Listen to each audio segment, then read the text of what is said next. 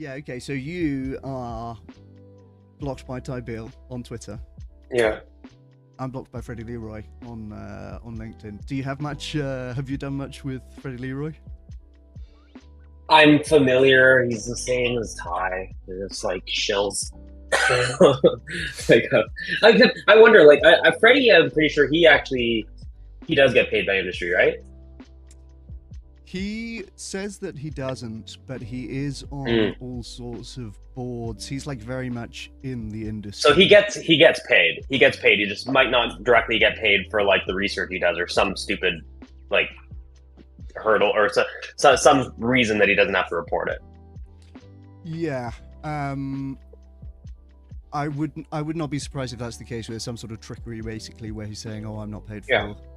for this in particular." But yeah, certainly sits on like all the boards and is very much in the industry in that sense.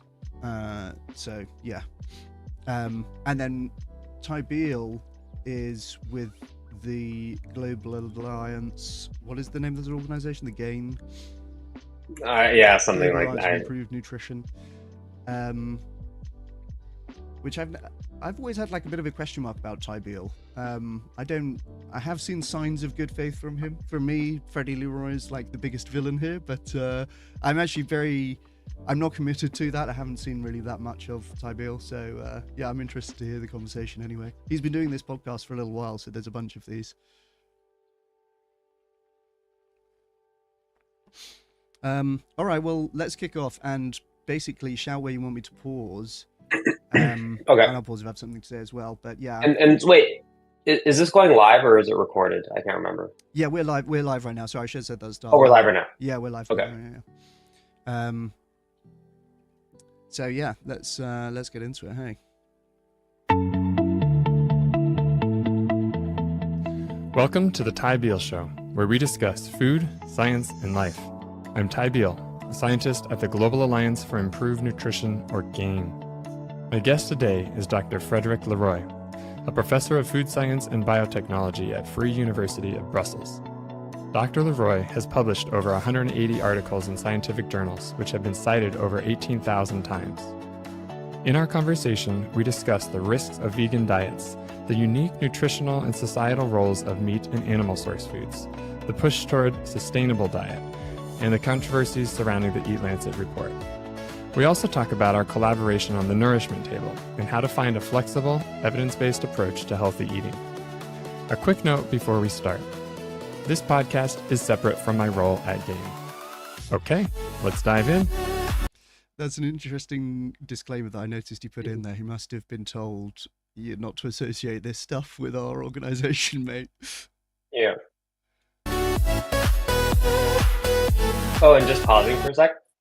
I saw when you paused, like I don't know if you're seeing it on your side, but on the right side, the one with Gil Carvalho. I spoke with Gil a bit, but I haven't watched his yet. But apparently, throughout, Ty is like asking about how to lower his ApoB and stuff like that, which I thought was interesting given his promotion of things like red meat and whatnot. Oh, interesting. Okay, that's another Yeah. character I'm not familiar with. Oh, Gil's excellent. Gil's amazing. I was actually shocked that he was on Ty's channel, but it seems like I think Ty recently started this channel, and I think he's just trying to get a whole bunch of people on to further, I guess, expand his reach. Yeah, he has certainly had some people who we would recognize on. He spoke to Walter Willett as well. He's I see Stu Phillips there. Right. So yeah, and now Freddie Leroy, right? And now to Freddie Leroy. Yeah.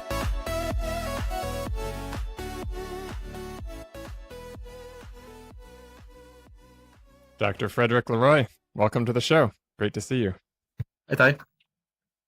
So you're very passionate about getting the science right about meat and animal source foods, livestock, just as you are about getting the policies and messaging to the public, which you've really started to, I think, put a lot of time and energy into over the last several years. So how did you sort of transition from being, I believe, primarily a meat scientist, food scientist, into studying the nutritional, environmental, and societal role of meat and livestock. Yeah, well, I'm not particularly a meat scientist as such. Meat scientists, they look at meat quality and how that relates to the animal feed and so forth. And I'm a food scientist in general. I have worked on other things than animal source foods as well.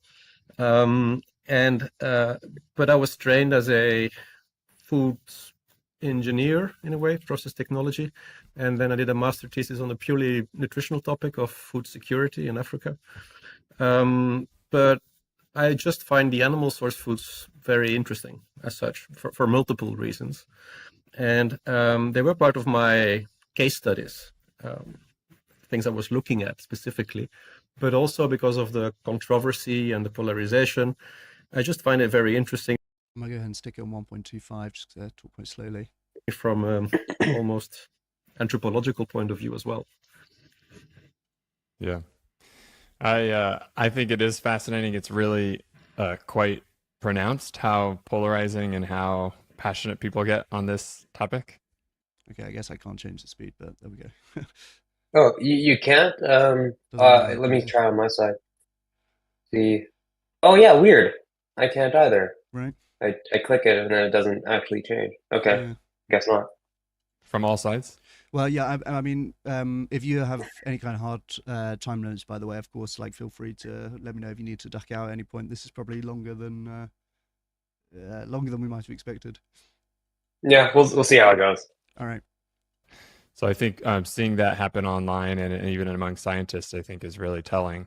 Can we talk about this kind of, I guess, the one extreme, which is sort of this vegan diet, fully plant-based approach? You've done a bit of work on this, including some papers in the American Journal for Clinical Nutrition with Neil Bernard, who's a researcher who's, I believe, a vegan, very, very sort of prominent researcher, very passionate about plant-based diets. And it was this series called, Great Debates in Nutrition. Can you tell us a little bit about that process and that experience?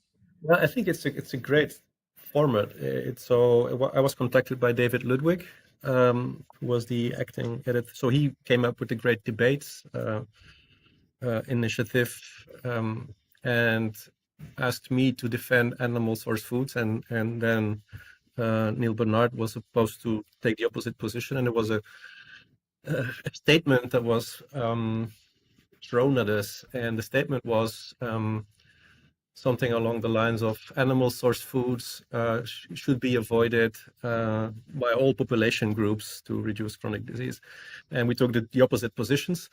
We had each a paper and then a rebuttal, and then a rebuttal to the rebuttal, then finally a consensus paper, which I think is great because you have the interaction. You also interesting. Tybill posted this the other day on his LinkedIn, and I posted, I commented a link to my website about how long has Frédéric Leroy avoided ChrisBryant.com, and Tybill said in the comments, well, I don't think Frédéric's afraid of debate. He did debate with Neil Bernard. It sounds like they're actually talking about through a series of papers, right? They didn't have yeah.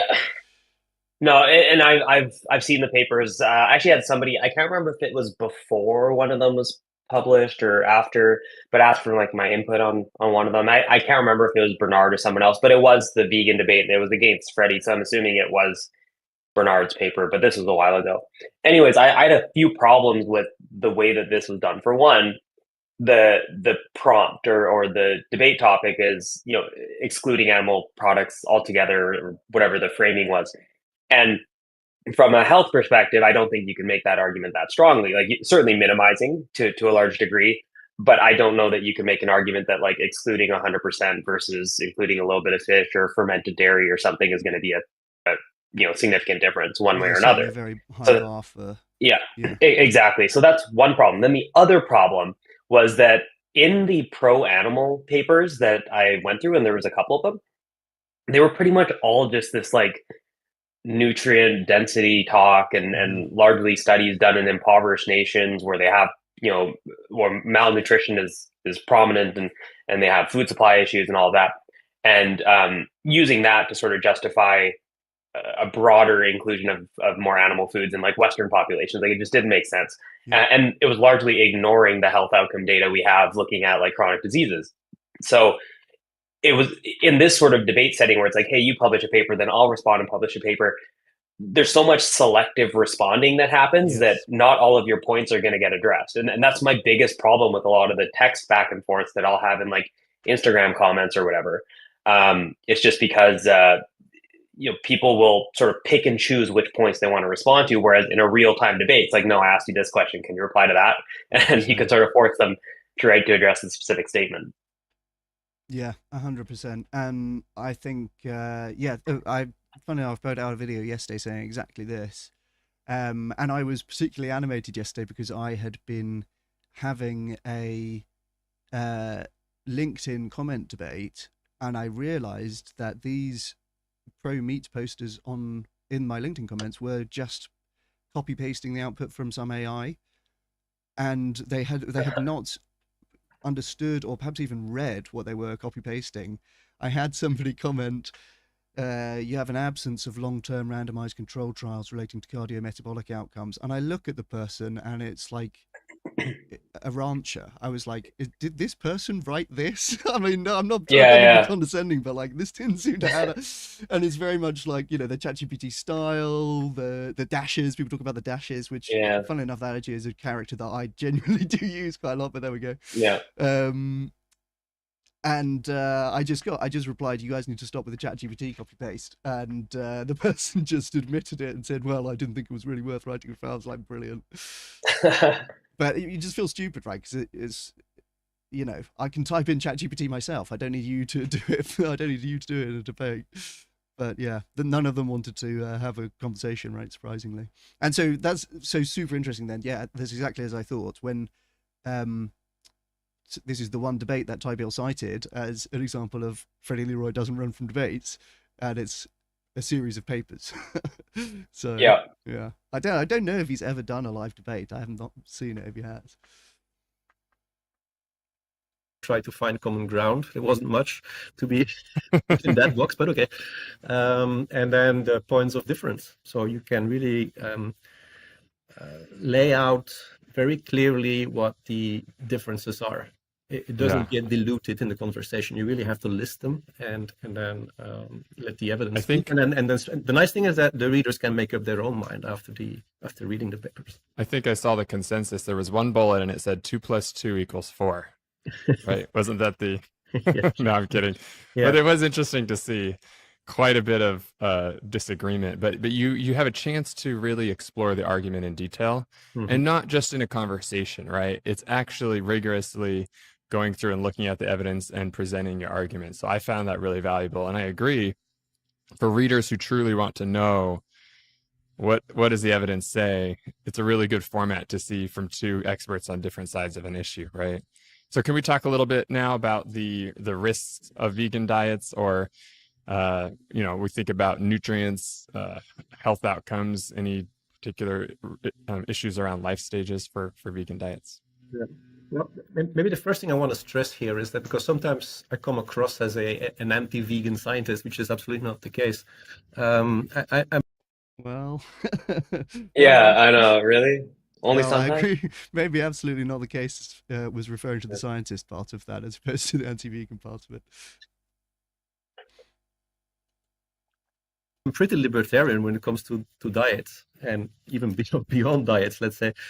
So for me, freedom on the plate is very important. If a vegan diet works for you, then just, and you're happy with it, I will by no means try to interfere with this. So I want to have that clear. The reason why I'm taking these positions is because I think as an academic, it is my responsibility to make sure that we have the factual information and the evidence-based information out there. And it's just my responsibility to react to the points of view which I think are not sustained by the evidence. Just on this point, I know I'm pausing quite a lot, but just on this point, I have a video on my channel called Frédéric Leroy Says the Quiet Part Out Loud, and this is actually just some other video that is on YouTube of an interview that he's done, and he says that meat industry communication needs to come from academia. I thought, oh, you, all right, okay, you're just gonna say that, hey? So it was Yeah. very much, he's saying, oh, I feel a responsibility as an academic to make sure that the truth is known and so on. And then he's at meat industry conferences saying, well, what we can do is have meat industry communications coming through academia. It's like, okay, And then Yeah, that's secondly, insane. of course, as a citizen, I'm also worried about the fact that imposing vegan ways of eating upon certain population groups can be risky, and that's the answer to your question, I guess. So Oh, I was trying to pause. Oh, there you go. Yeah, so that's the other thing is like imposing it on certain population groups. That tells me that he's going to go into like, oh, well, there's these populations in certain areas where they don't have, food security and maybe including some animal products in their diet adds nutrition that they're otherwise lacking or what. Like he's going to use that sort of framing to suggest that, oh, we shouldn't be recommending plant-based diets. That's what it sounds like. yeah, absolutely, and that's always the thing. I mean, it's a very simple Motomeli. Basically, he's going to say there's some, populations in sub-Saharan Africa where they could do with more dairy intake or something like that, and then say, therefore, there's no need for any of us in the West to be reducing our meat consumption, and we can carry on eating as much meat from fat. And they do the same thing with agroecology, by the way. It's like, well, there are some agroecological systems where animals can provide some sort of benefits to ecosystems, and therefore we can carry on eating as much meat from factory farms as we want. It's like, okay, yeah, very simple stuff. I think we have to be very careful if we expand this diet beyond the group of people that follow it, under their own responsibility, and especially for groups with higher needs. I think it's a restrictive diet. It throws out several food groups. You can say, of course, animal source food, so one food group, but actually it's an umbrella terminology for eggs, for dairy, for fish, for meat. I forget a few. And so if you make your diets restrictive, they become less robust. And that's why it may work for some people that approach it very carefully, that do have Hold the on. constitution to Let's pause handle that if those you can. diets. He said if you remove certain food groups, it becomes less robust. So, or certain foods or whatever. What if you removed things like I don't know, sugar sweetened beverages? Does that make your diet quote unquote less robust? Like, what the hell does that mean? Yeah, Like, it's so right, and obviously he's going to use that to talk about animal foods, but no, there can absolutely be benefit to removing certain types of foods if we're talking about health outcomes. And I would put red meat in that category. So yeah, that's just a sort of bizarre statement. yeah, that's interesting. This is one of the many. I don't know what to call it other than just like a pseudo-scientific framing of how to approach health science in general, right? And I mean, I think all of the all I think we're going to get into, they're going to talk about bioavailability and all of this kind of stuff, right? And I think Yeah. the main point there is that these are like theoretical mechanisms by which foods could be more or less healthy, and you could form some sort of speculations about health impacts based on those theoretical mechanisms. But if you have evidence from actual health outcomes of people who have actually consumed these different groups of foods, then that just completely supersedes the theoretical stuff, right? Yeah. So, and that applies to all of the stuff about bioavailability, all of the stuff about ultra processed, nutrient density, right? That's another one that they like, that is kind of a key buzzword for these guys. The response to all of that stuff is just to say that's a theoretical mechanism and it's superseded by actual health outcomes data. Shut up. Yeah.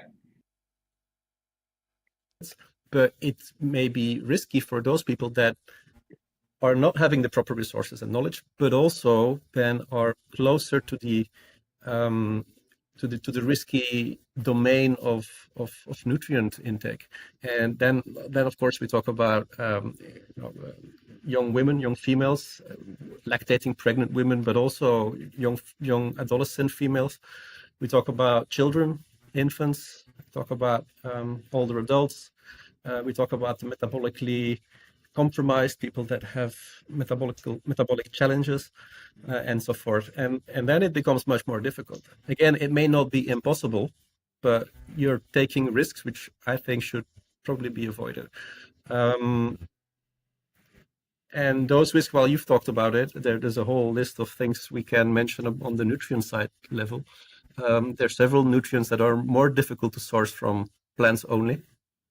You can supplement, you can try to combine plant sources.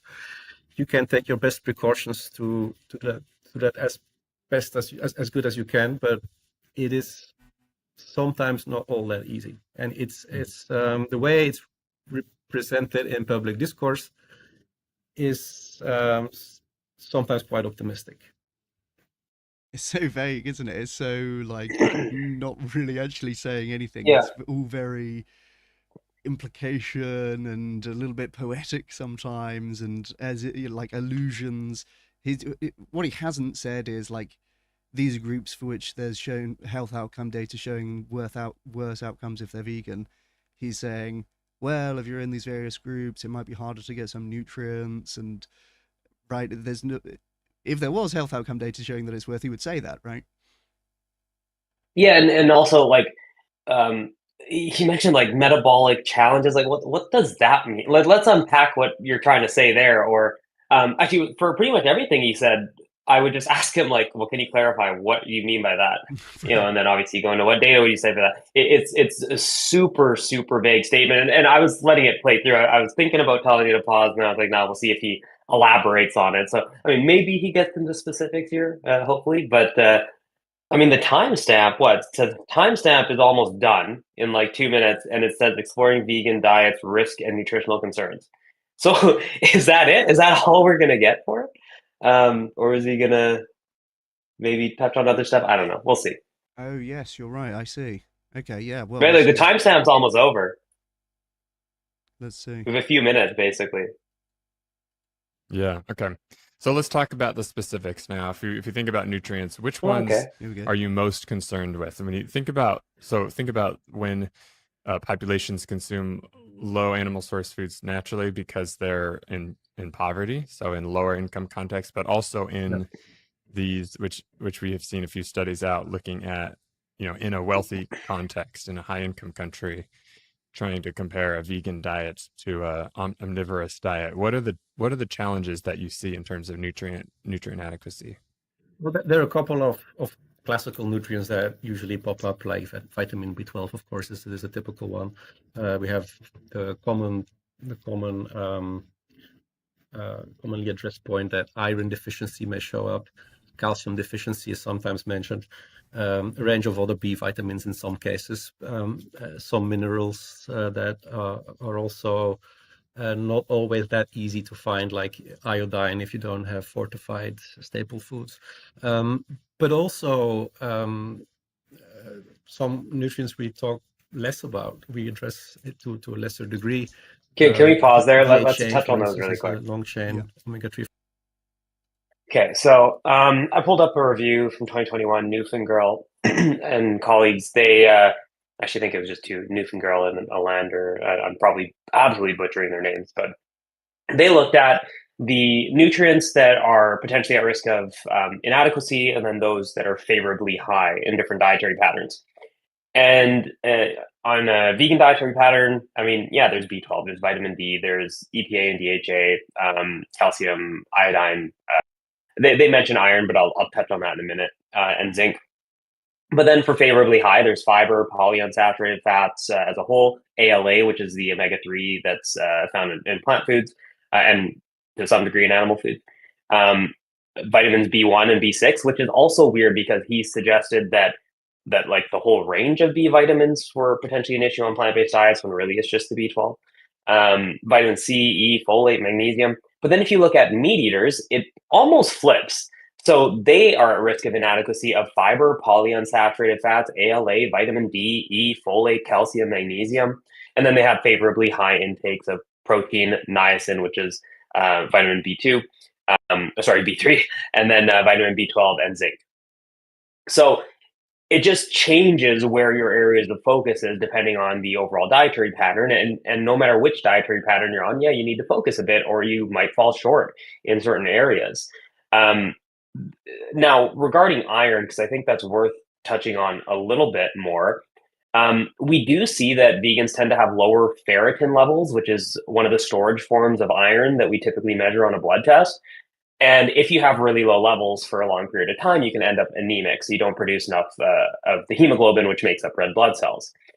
And that is obviously problematic. And you can actually have symptoms of deficiency before you reach anemia. So it's not like necessarily that you have to wait for that point. That said, it is the most prevalent or most common nutrient deficiency in the world, especially affects women of reproductive age. Certainly affects people living in impoverished nations, because they just aren't getting it in their diet, or at least not very much of it. And but we actually don't see necessarily higher risks of anemia, or ferritin levels below the standard cutoff for iron deficiency in between vegans and meat eaters in most Western populations. And so even though they tend to have somewhat lower ferritin, which is that storage form, they don't necessarily have more rates of deficiency. And this is in part because actually inflammation can raise ferritin.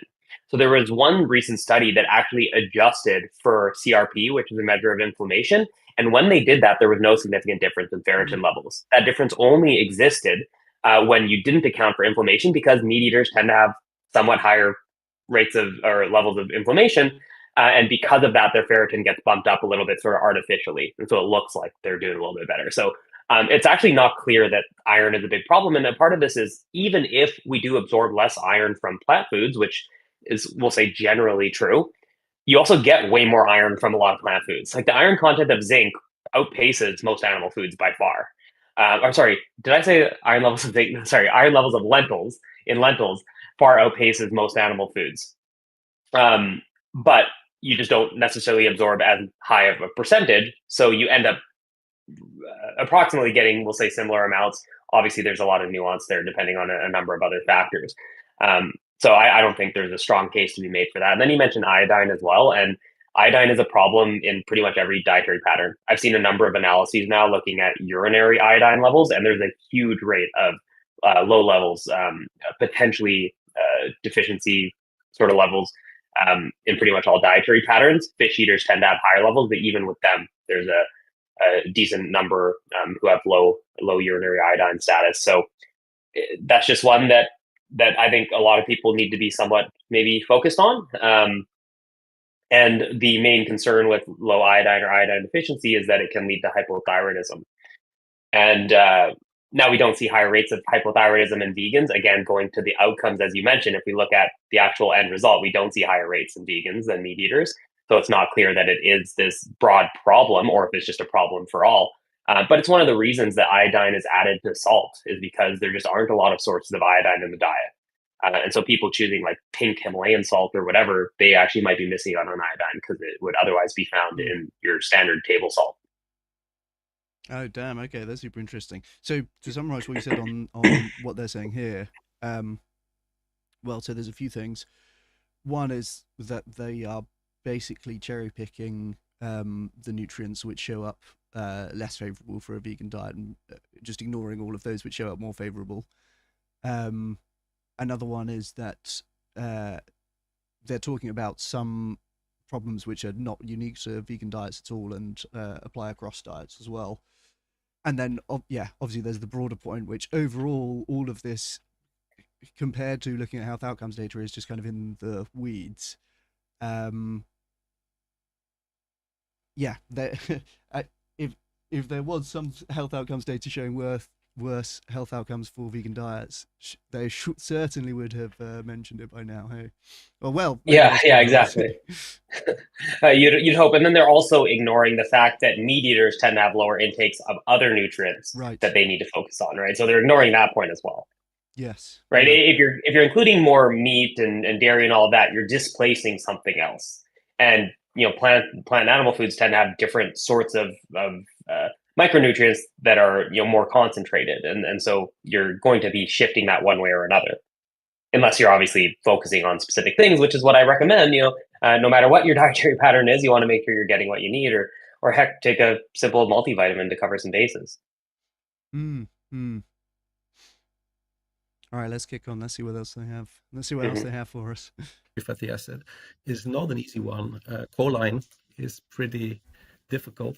Vitamin D, vitamin A in some cases. So there's a range, and it really depends on the quality of the foods you're consuming and the access you have to fortification and supplements. But I guess those are the often mentioned ones that sometimes fall up. Yeah, how about protein? Do you see any issue with vegan populations having inadequate protein or suboptimal protein? It depends also where you put your protein need. So we have the often mentioned 0.8 grams per kilogram body weight per day, which is considered to be a level of protein intake that corresponds with the replenishment of your nitrogen requirements in mostly healthy people. But again, if you have higher demands for growth, for muscle recovery, because of metabolic illness, you may need higher proportions, and you can reach it with plant proteins as well. It may mean higher volumes. It may mean more calories in some cases. It may also mean that if you really want to hit the high levels, you may have to consider proteins, isolates or protein powders. You can reach it with plant proteins, but again, you make it more difficult. Mm-hmm. And then there's this let's pause that for a bioavailability second. issue, right? Where we'll get to bioavailability in a second. But I mean, I would agree if you were just to become vegan and you're just kind of looking for, hey, whatever's labeled as vegan, I'll consume it. But yeah, you might have a harder time reaching the higher intakes as far as protein. But this unique suggestion that, if you're a vegan and you're trying to hit the high levels, like let's say 1.6 grams per kilogram of body weight, which is typically recommended for like hypertrophy, for gaining muscle. I mean, most meat eaters are going to be taking a supplement at that point as well. That's not something that's exclusive to vegans. Also, this idea that you need to increase volume or calorie intake to hit the higher protein levels isn't necessarily true either. If you swap cow's milk, let's say full fat milk, like a 3.25% or even a 2%, for soy milk, you actually increase your protein per calorie. If you swap out eggs for tofu, you increase your protein per calorie. If you replace your 80% lean beef for, which is pretty like standard in like a restaurant or especially fast food restaurants and that sort of thing. If you replace that with tofu, about the same protein per calorie. Now, if you took extra lean meat, which maybe they're advocating for, then you would have to replace it with something like seitan or TVP to get a similar protein per calorie content, but that can certainly be done. So it's not so much that, like, I think if you're uneducated altogether, it's possible that your protein intake would go down. In fact, I'd say it's more likely that your protein intake would decline. But rather than this sort of fear-mongering stuff that they're doing here, why don't we educate people about that? Why don't we explain, like, hey, if you're going to be replacing cow's milk, try soy milk or pea-based milk because they're higher in protein as well. Actually, even higher in protein than a lot of dairy milk. If you're replacing meats, choose these high-protein options. Like, I just don't like the idea of just saying, "Oh no, it's hard, so don't do it." That's the sort of vibe that I get from what they're saying. Yeah, absolutely. And again, they're ignoring the downsides of having meat in your diet, right? That you mentioned replacing mince and getting like a similar protein percentage. Some of the plant-based meats often have higher protein percentage on compared to red meats, anyways. And especially the seitan based ones are really high, like the wheat based ones or the wheat gluten based ones, super high. Okay, all right, yeah, good. That's a good tip. And yeah, so I was looking at protein as a percentage of calories, and then there's some which are even per 100 grams are higher than like a beef burger, for example, which I was posting about the other day. And I mean, it was predicted a few years ago, and it has kind of come true. Like, well, obviously, that plant-based products in the last 5 years have just gotten better. They've gotten cheaper. They've gotten healthier. They've gotten tastier, and there's the direction that they'll continue to go. There was quite an intense period where certainly in the UK, this is what it was like. You'd go to the supermarket and there's different brands every week. There was a real churn of new market entrants and people leaving the market and so on.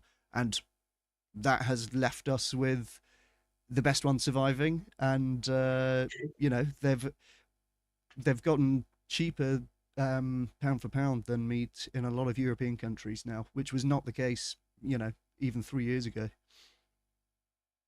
That's super good to hear. Yeah, it's definitely going in the right direction, and of course, during that time, meat has remained as meat and has been, no major nutritional advancements in the formulation, right? There you go. The high levels, you may have to consider proteins, isolates or protein powders. You can reach it with plant proteins, but again, you make it more difficult. And then there's this bioavailability issue, right, where you don't necessarily have the same quality, the same amount of essential amino acids. So you can have some challenges with certain amino acids if you're not kind of combining diverse sources of plant proteins, right?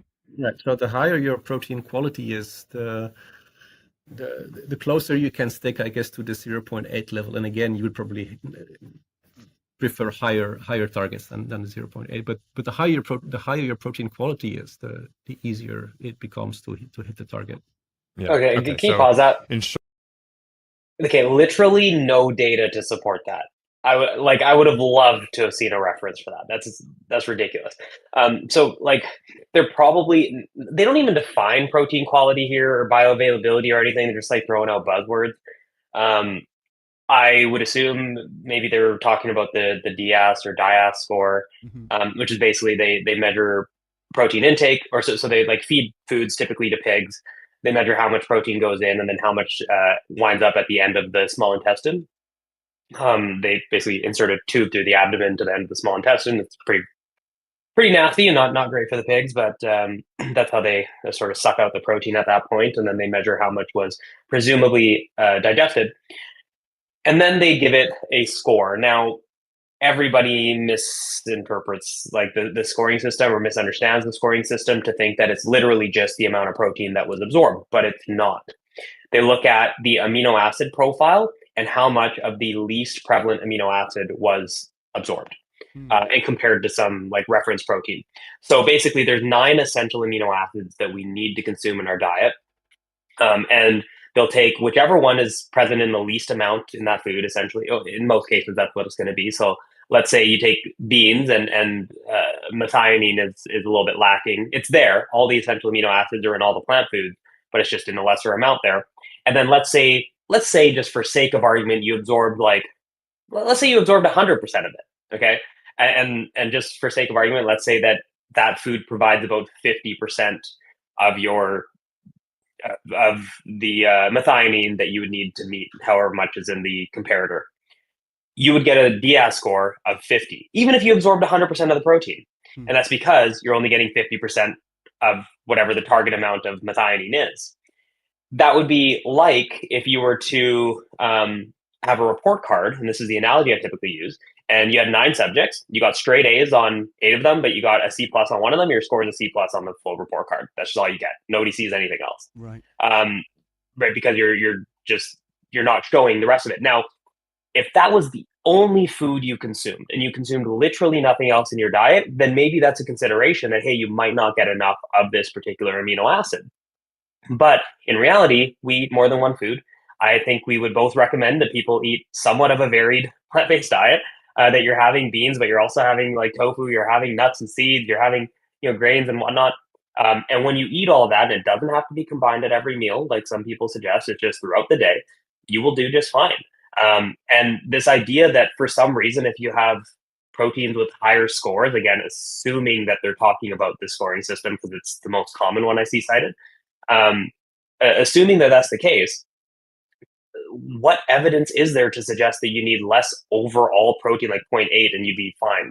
That just 0.8, you're okay to survive that, absolutely, and to grow and all of that. But we do have evidence now that higher is better, and specifically focusing on plant protein is best when it comes to health outcomes. And that's an extremely consistent finding. I'd say one of the most consistent findings I've seen in the nutrition literature is the swap of animal protein for plant protein, leading to lower risks of like cardiovascular disease and mortality and so on. So yeah, again, it's just they're making really vague statements with basically no evidence.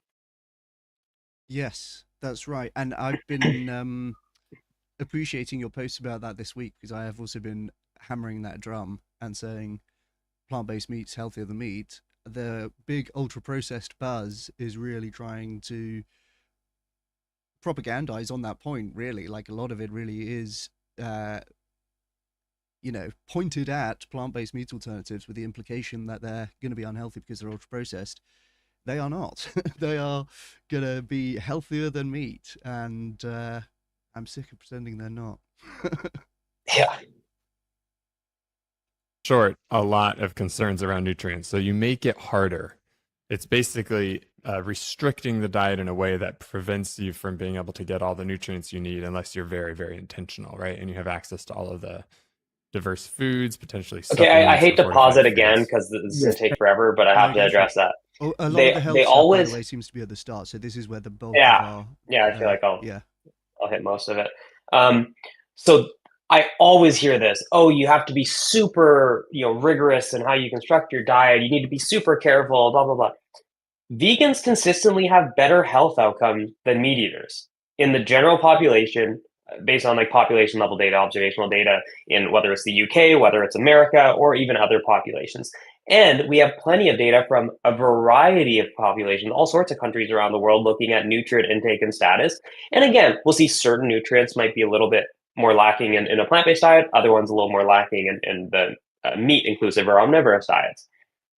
These are not like rocket scientists. These are people in the general population who are reporting their dietary intake, or in some cases, maybe they're recording it through other methods, especially when we're looking at like nutrient intake and status. And they're doing just fine and arguably better than the meat eaters consistently, even when they're otherwise pretty health conscious populations. How can you make this argument that you need to be like super rigorous in your construction of the diet in order to be healthy on it? Now, are there certain things that I think people should consider? Vitamin B12, things like that, absolutely. But I think most vegans know that at this point. There's little else that would differentiate them from meat eaters. Let's even say vitamin D is a concern. I mean, that's probably a concern for meat eaters too, especially I live in Canada, you're in the UK. These are places where we don't get a lot of sunlight, so maybe that's something to consider. Like, there's a lot of overlap in the areas that people would need to be somewhat concerned with. And again, the health outcome data just points towards vegans, tend to be healthier. Yeah, for sure. And it really reads as if it's from the list of talking points or the list of framings or something. I mean, probably some of these things have been focus grouped, and they think, oh yeah, people find this to be an intuitive way to go about it. I mean, if you're looking at the health outcomes data, you'd be more sensible to say that meat eaters should be especially careful when constructing their diet, right? Yeah. So I actually co-authored a paper on that. It was called Reassessing. I think it's called Reassessing the Careful Planning Caveat with Vegan and Vegetarian Diets. Nice. Give or take, that was the title. So I published that, that was like a month or two ago with David Goldman. He was the lead author. And we made that specific point. Like, we addressed all the health outcome data. We addressed the nutrient intake and status data. And we actually made the argument. I had it initially written in a little bit of a cheekier way, but I was like, no, that's too much for a scientific publication. So I had to tweak it a little bit. That was the initial draft. But basically, yeah, like if you're really considered about this whole like careful planning and you need to really monitor your intake, well then yeah, meat eaters need to be very careful about getting too much saturated fat, about minimizing their dietary cholesterol, about increasing their fiber, and increasing their folate intake. And we can make a bunch of other arguments, but like those are some of the things that when you actually look at the hard health outcomes, they're probably more important to focus on. Yeah, absolutely. If you are going to eat meat, you should be very careful in planning a diet. And again, if your own body also supports it, which may not always be the case. So what is often underestimated is the individual variation at the level of nutrient requirements. Okay, we try to cover that with the RDAs and at population level, but still, I'm going to pause it people again can be because very, I just very can't. different. Yeah.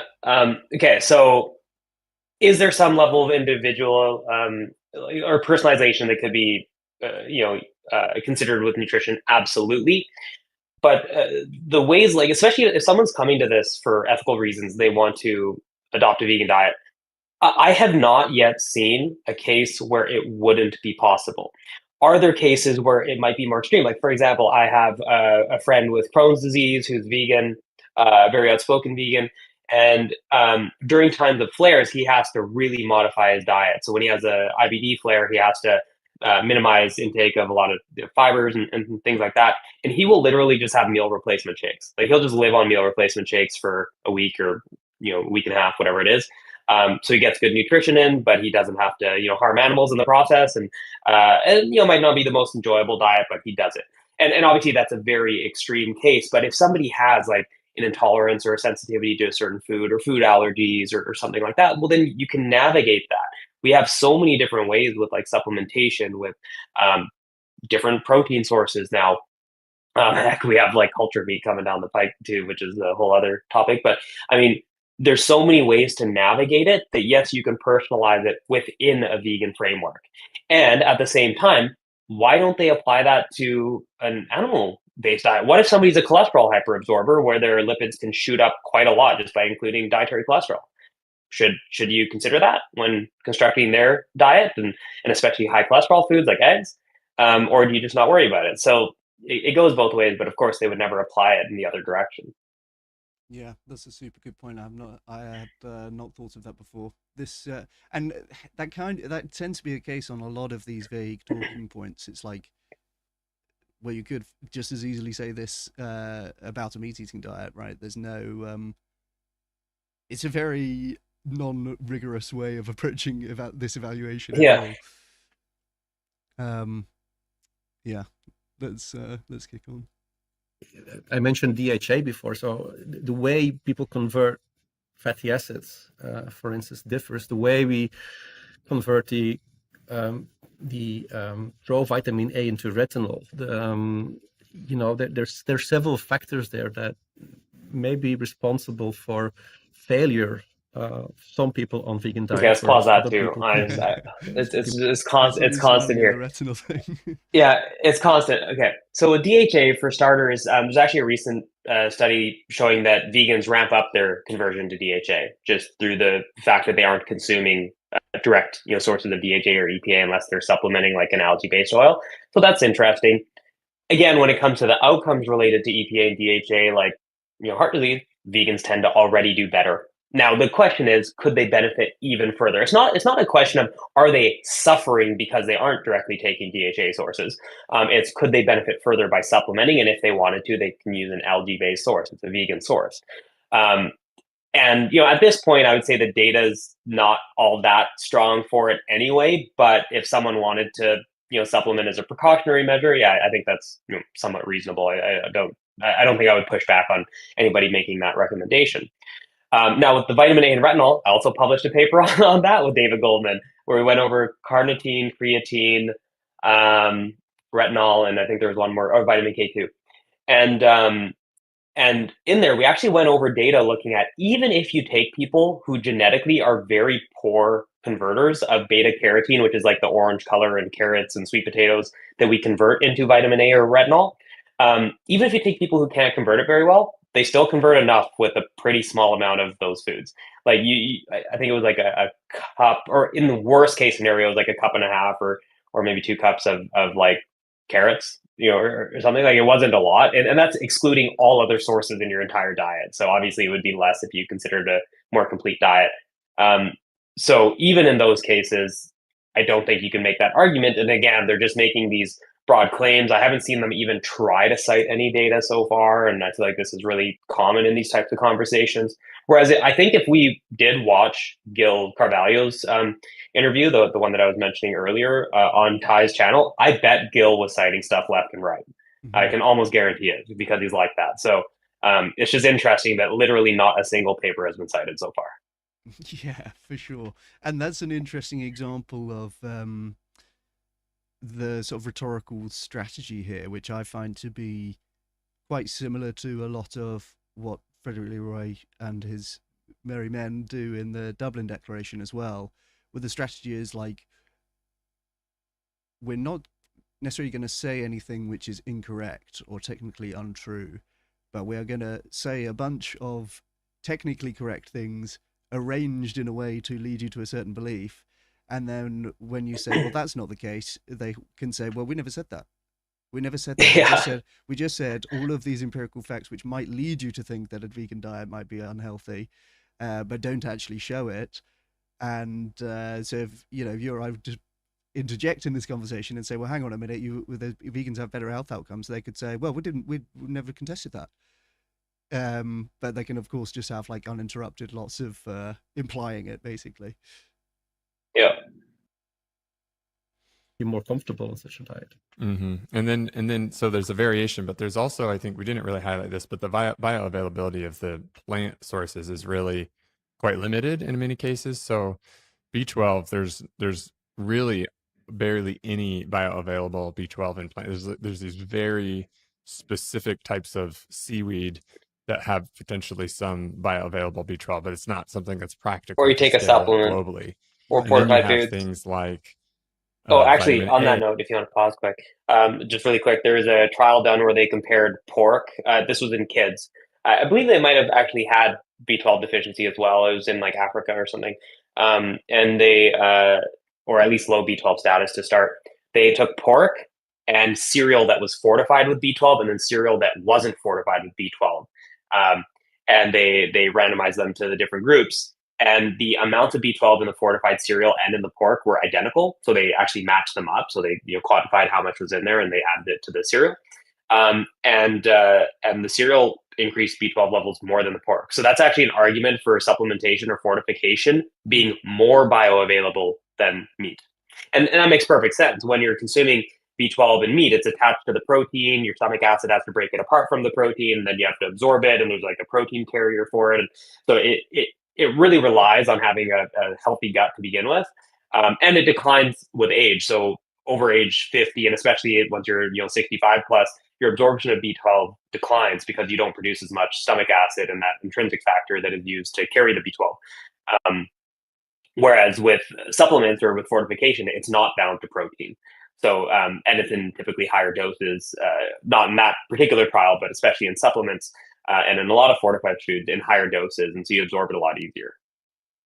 That's super interesting. So that's another way, another example of a way where this processed foods bad analysis is going to go astray, because and bioavailability is something they typically talk about in that criticism.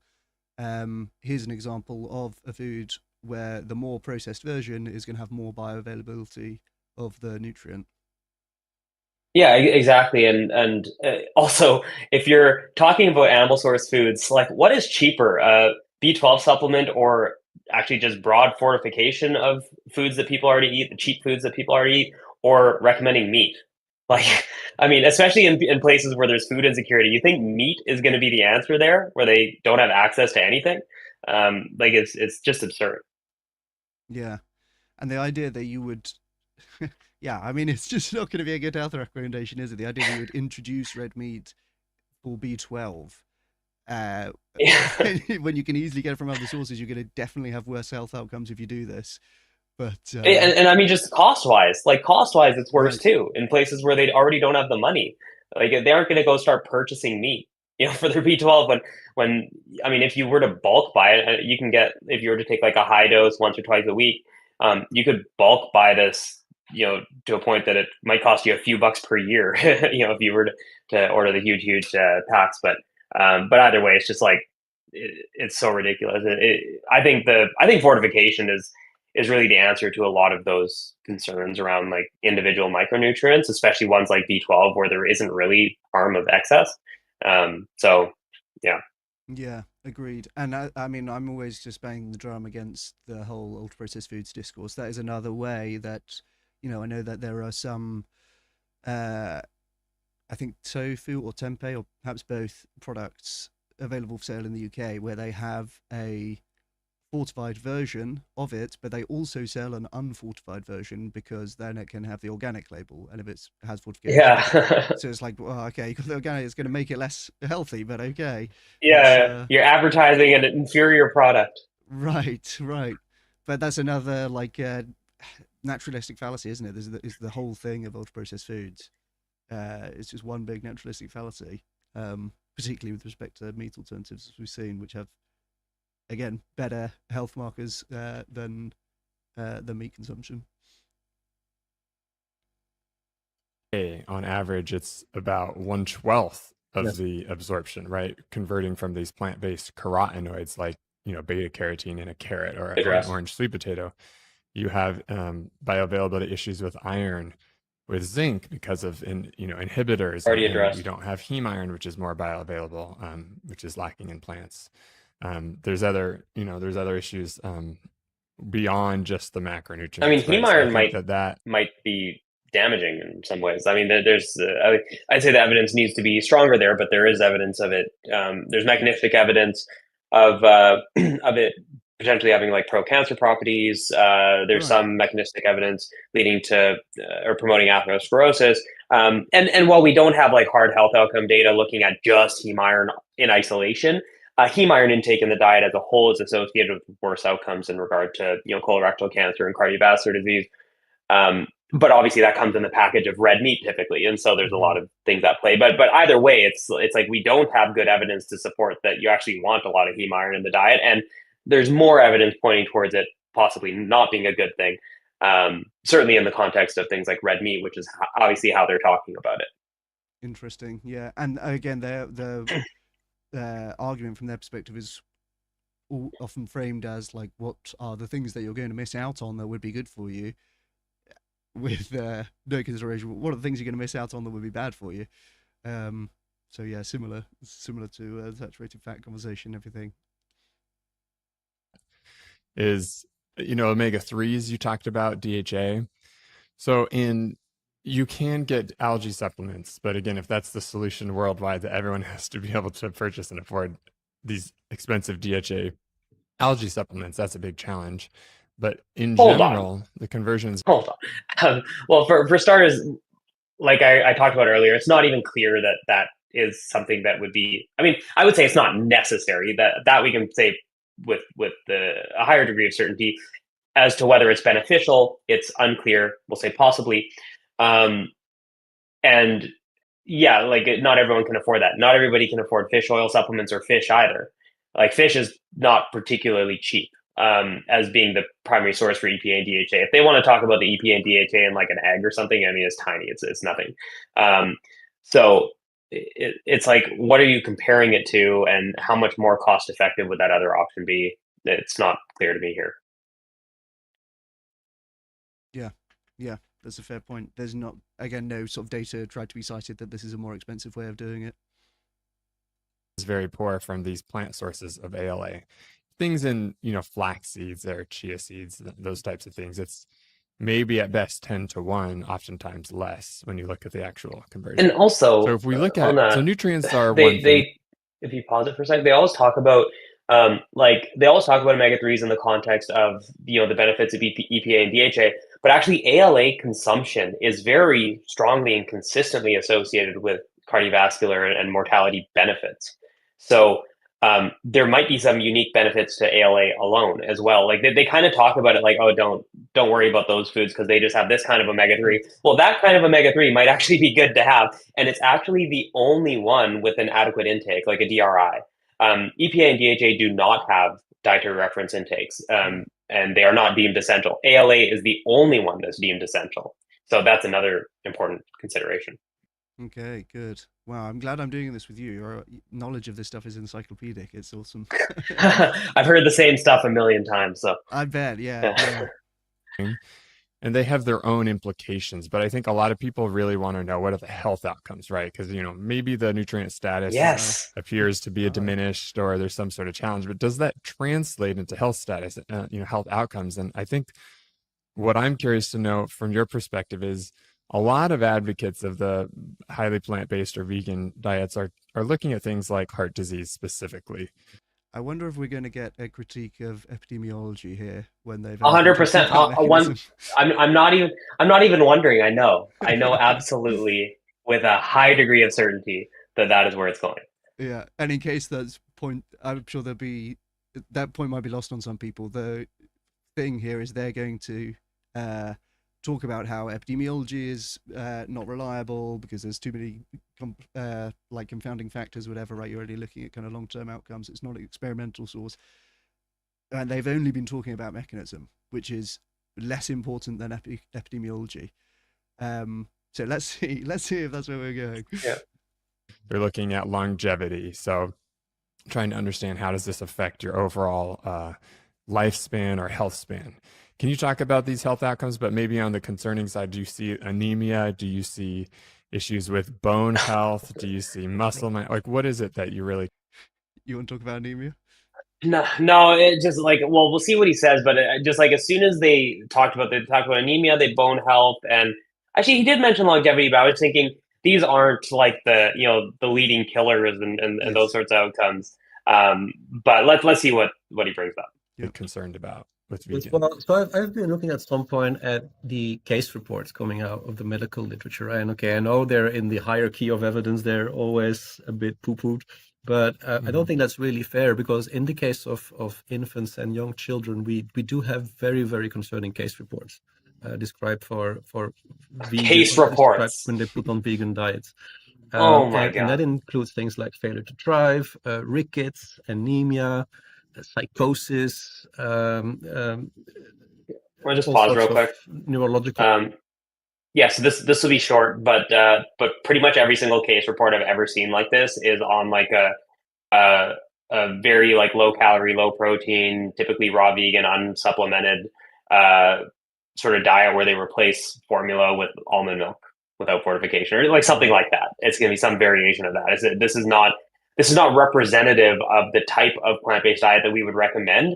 And you can probably find similar cases where maybe they have some animal foods in there, but it's a similar sort of thing where they clearly just aren't eating enough. Like maybe they include eggs, but everything else I said is still true. Like, okay, are you going to now say that omnivorous diets are bad or whatever? So yeah, it's nonsense. Certainly, yeah. Well, certainly you could find case reports of, with some bad health outcomes for kids who had too much animal products, whatever it may be. The case reports are anecdotes, really, right? They're just recorded. Yeah, they are cases. One case.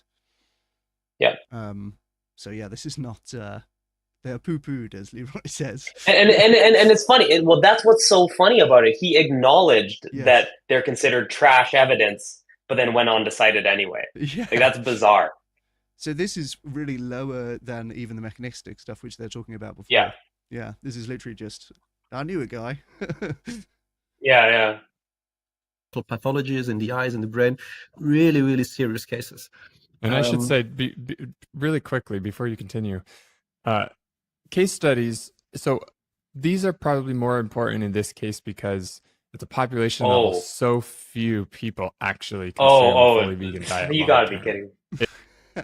You've got to be kidding me. Okay, let's not look at the farm study with, I don't know, like 1,000 kids or whatever they had. Let's not look at the German Vichy studies with at least hundreds of kids, if not in the thousands, I can't remember. Let's not look at all of these. These isolated cases are super important and relevant here because there aren't that many vegans in the population.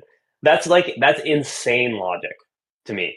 It's like, hey, let's look at these anecdotes. Okay, well, what if we look at like I don't know. I wonder if they say the same thing about like carnivore anecdotes, like whether positively or negative. Like I wonder if they grant them more weight because there are I'd say fewer carnivores in the population than there are vegans. Likely anyway. I don't know. I haven't seen the exact numbers. I would assume so. But like I wonder if they grant that same sort of weight. That's crazy. As two people who are supposed to be scientists. Yes, if we could find one person on a carnivore diet who had a bad health outcome, we could say, well, this case study, I mean, there aren't that many carnivores, so this case study is pretty much an RCT now. Yeah.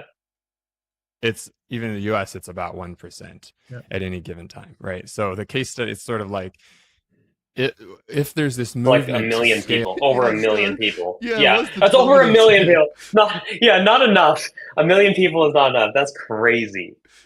That is so wild. So one case study is probably fine since it's only 1%, right? Yeah. Oh my goodness. Or well, no, 1% of no, sorry, it'd be more. It'd be like 3-4 million, something like that, whatever it is. So Right. yeah, that's crazy. Scale up vegan diets or plant-based diets at a higher and higher, then what are going to be the implications? Well, you do need to go to some of these other evidence sources because the population level data is not necessarily going to pick up on that. Right. Yes. And so What? they give you a kind of Because No, it's like the yeah. it sounds to me honestly like they haven't even looked at the data. Like that's what this sounds to me like. Oh, hey, we don't have population level data on this, so let's look at anecdotes. Versus like we actually do have quite a bit. In fact, I did a whole video, a long one with Danny Ishe on his channel a while ago with another friend of ours, Matt Medor, who now has a master's in nutrition. Super smart and knowledgeable in this area. We did a whole breakdown of, at least at the time, all of the studies that were available on vegetarian and vegan kids. And now there are a few more as well. But to suggest, like it just, I wonder if they're going to mention a single one of these studies. So like, keep in mind the Vici studies, the farm study as being some of the bigger ones. There was a similar one done in Britain as well. I can't remember the title of it. But let's keep in mind, like, do they actually talk about any of these studies that measured over time, like growth metrics, development metrics compared to meat eaters and so on? Or are they literally just going to focus on these isolated cases? Yeah, it seems like they might be. This is the section called Health Outcomes on Vegan Diets. So this is it. Yeah. This is the bones of the attack on veganism. This is the best stuff. Unreal. of potential description of the potential impact of those diets, and because of the seriousness of it, I think we should take it very carefully. I notice people often refer to the report on vegan and vegetarian diets coming out of the American Nutrition and Dietetics Association, where they say that basically you can go ahead as long as you supplement B12. Well, that's not what they said. That is absolute crap. That is not what they said. They talked about an appropriately planned. Now, mind you, there's a newer update to that, but they said appropriately planned plant-based diets, whether vegan or vegetarian, can support health, basically be nutritionally adequate, support health, maybe even improve health outcomes. The older one said like all stages of life. The newest one was solely focused on adults, but it sounds like they're probably going to have a separate one for kids, where they synthesize all the data, because they actually did a systematic review this time, whereas in the past it was more of like a narrative review type thing. So obviously it takes a lot more resources. But no, they didn't just say the supplement B12. They talked about things like vitamin D. They talked about food groups, like overall food quality. Like that is such a straw man of what the guideline or what the A&D paper actually said, that like I wonder if like that has to be intentional. Maybe I'm being disingenuous here, but like I don't see how you can say that if you've actually read the report. Yeah, just take B12 and you're good to go. That's pretty much. That's actually all you need. Yeah. Pediatric associations globally, from France, from Germany, from Italy, I think even from Spain, and those are much more careful. In Belgium, we have the Royal Academy of Medicine, we have the Superior Health Council that are specifically warning that in the case of young children, we should be very, very careful. The Swiss have done the same thing. There's a whole list of professional associations that are warning against vegan diets. And I think we just go very lightly over it. And we have to be very, very careful if we're going in that direction. We don't have, as we say, we don't have the data. We don't have I'm not studies sure on this as such. Wait, okay, so now he just said we don't have studies, so we'll wait to see what he says about that. But I'm not sure if that's. I know the German group is less favorable towards vegan or vegetarian diets, but I don't know about a lot of the other ones that he cited. Again, at this point, I don't know how much we can just trust his word for it. I feel like we'd have to check each one to see what they actually say. But even so, like, where's the data? And it sounds like here he's saying we don't have studies, which is quite concerning.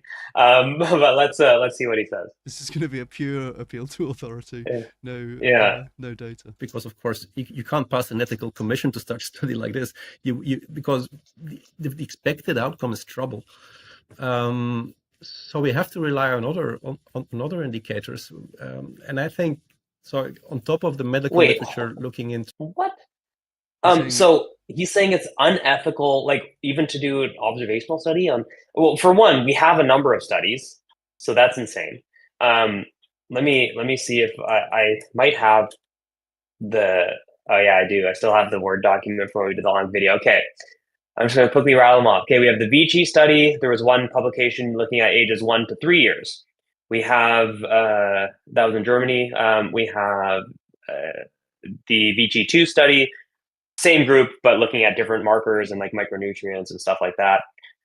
We have, I know there was the Vici Youth, the Vici Youth study, which was the ages 6 to 18, so looking at a bit of an older demographic, but similar design. And then we have a Polish study, ages 5 to 10. We have what else here? The farm study, 4 months to 10 years, longitudinal study. This is a really interesting study because it was children living in a community called the Farm in like rural Tennessee, and they were like highly educated but of low socioeconomic status in that they didn't have a lot of like finances. But they made it all work. They fortified their own soy milk and stuff, at the time before you can just buy it off the grocery shelf. And they measured like growth and development metrics. And a lot of the vegan kids, because the most were vegan, some were vegetarian, most were vegan. They're in the vegan kids, most of the mothers were also vegan through pregnancy. That's also like an interesting point. And that's one of the better studies we have. We have the British children study, ages 1 to 6. We have a follow-up ages 6 to 13 from that same group. We have another study where this one was done somewhere in Europe. What's it called? I can't remember what it's called. But anyways, there was another one ages 2 to 6. What else? We got the first year study. This was length and weight growth analysis from birth to 12 months. So through the first year of life, and they followed pregnant mothers. So vegan diets through pregnancy. And then obviously during the breastfeeding period as well. And then we have vegetarian diet growth and nutrition in early childhood, a longitudinal cohort. This one was published, I think, a little bit more recently. There's another. I mean, I'm just not going to waste more time reading, but there's more, and I could keep going down the list of all the studies we have on vegan kids. So to say that we don't have this type of research because it's unethical to study is insane, and just suggests that they haven't even looked at this topic yet. They're speaking on it. Yeah, so that's interesting. That's such a weird. There's so much wrong with that we don't. There's no data on this because it would be unethical to study. There's so much misunderstanding like contained in there, and clearly just ignorance of the dozen or so studies that you just rattled off as well. See, like this is the case where in a debate setting he would say that, and I would rattle those off, but I wouldn't stop. I would go through the full list, and then what does he say to that? Like that's just a crazy statement to make. Absolutely crazy statement to make. Yeah, well, it would be one of those satisfying. Pivot, change the subject, and then you'd have to chase him down. I mean, yeah. You saw the debate I did with Paul Wood, didn't you? There was a lot of there as well. Yeah. Which, I must admit that I watched you having a very similar debate the night before, and I followed your approach. That was on the global burden of disease studies. The burden of proof in particular. Yeah. And I followed exactly the argumentation that you had made. So I have a lot to thank you for going. Yeah, thanks. No, he didn't seem to be able to handle. Like, I don't think he understood what you were saying, let alone be able to like respond. Like, he just didn't grasp the argument you're trying to make, which I thought was pretty easy to grasp. But or maybe he was like purposely pleading ignorance just to like not have to engage with it. I don't know. Yeah, it was kind of bizarre, to be honest, because he is always citing that particular study, And when we were speaking about it, he did, like, for example, I've never heard him say the phrase burden of proof. And I just don't know if he has even read the study or knows anything about like do you know what I mean? Like But like it he can links happen. it, like Yeah, exactly. he Yeah, links exactly. it, but I see. I So see. That's funny. I'm speculating a little bit there. Maybe he knows more than I'm saying, but I've tried to go to talk to him about it and say, well, they're using this burden of proof methodology, and why would we think that that's favourable over a standard meta-analysis? And he said, the global burden of diseases is a meta-analysis. And I was like, no, I know, but it's a specific type of meta-analysis, isn't it? And it was as if that was just completely, he just didn't know what I was driving at there, which made me think, I don't know how familiar he is with this at all. No. But yeah, okay, all right. Well, we have another. So there's another couple of minutes here on this section called "Health Outcomes of Vegan Diets," and at that point, on the 20-minute mark, it goes on to other topics. So I'm just trying to, not take up too much of your time here as well. Yeah, we got time. Like I could theoretically go for almost another hour, maybe another 45, 50 minutes if we had to. But like, let's see what comes up. If we kind of move past the health stuff and I'm not any use, then we'll forget about it. I can head out. All right, sounds good. Well, yeah, I'm up for going as long as you have time. But yeah, let me Okay. know. Okay.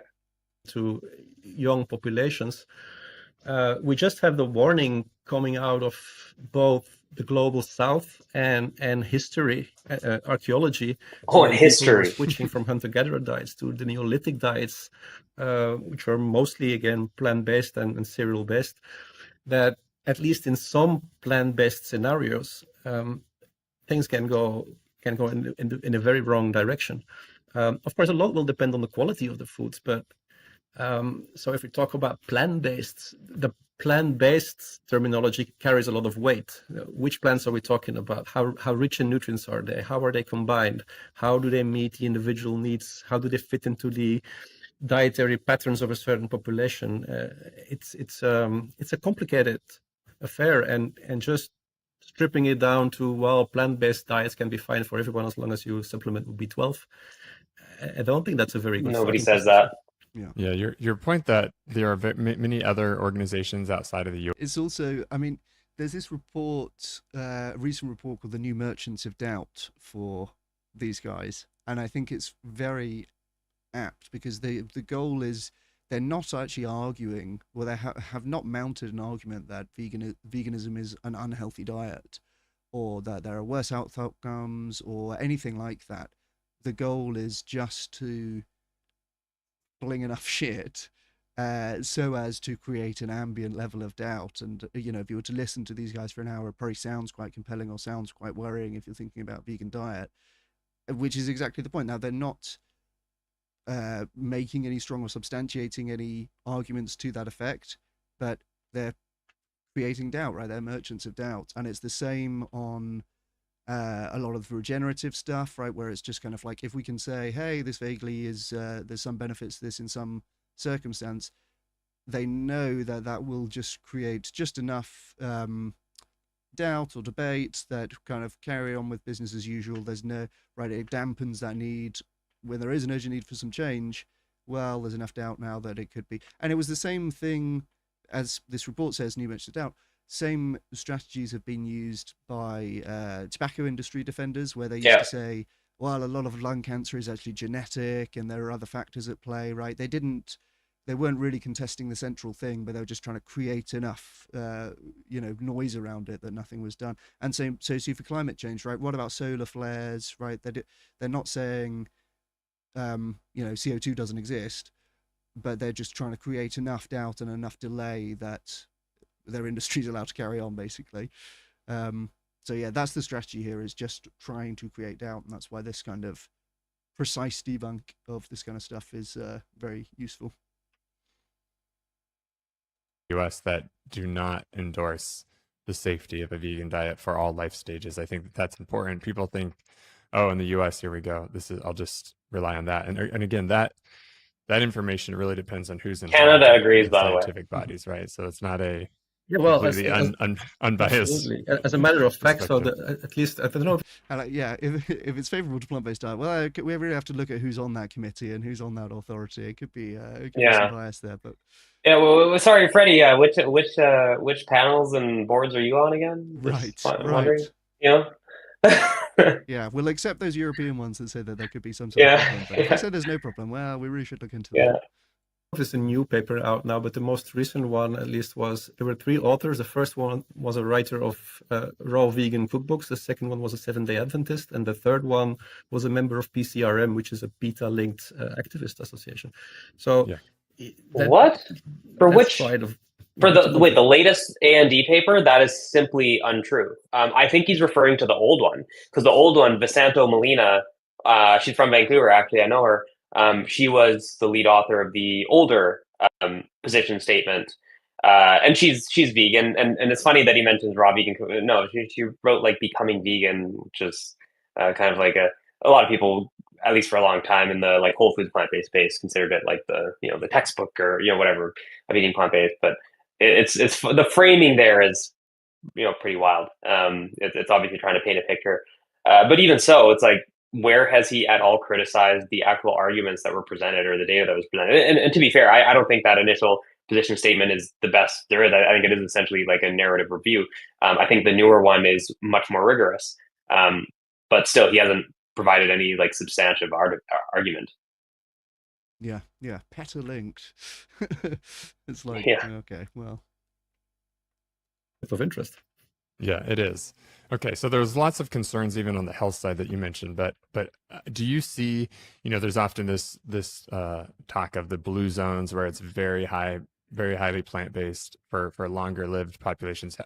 What do you say to people who say, look, the evidence says that the heart disease is lower and people live longer and people don't have as much obesity on these vegan diets, and so why shouldn't we continue to eat fully vegan into older adulthood for our lifespan? Yeah. So my opinion here is that we need to be careful if we come up with strong.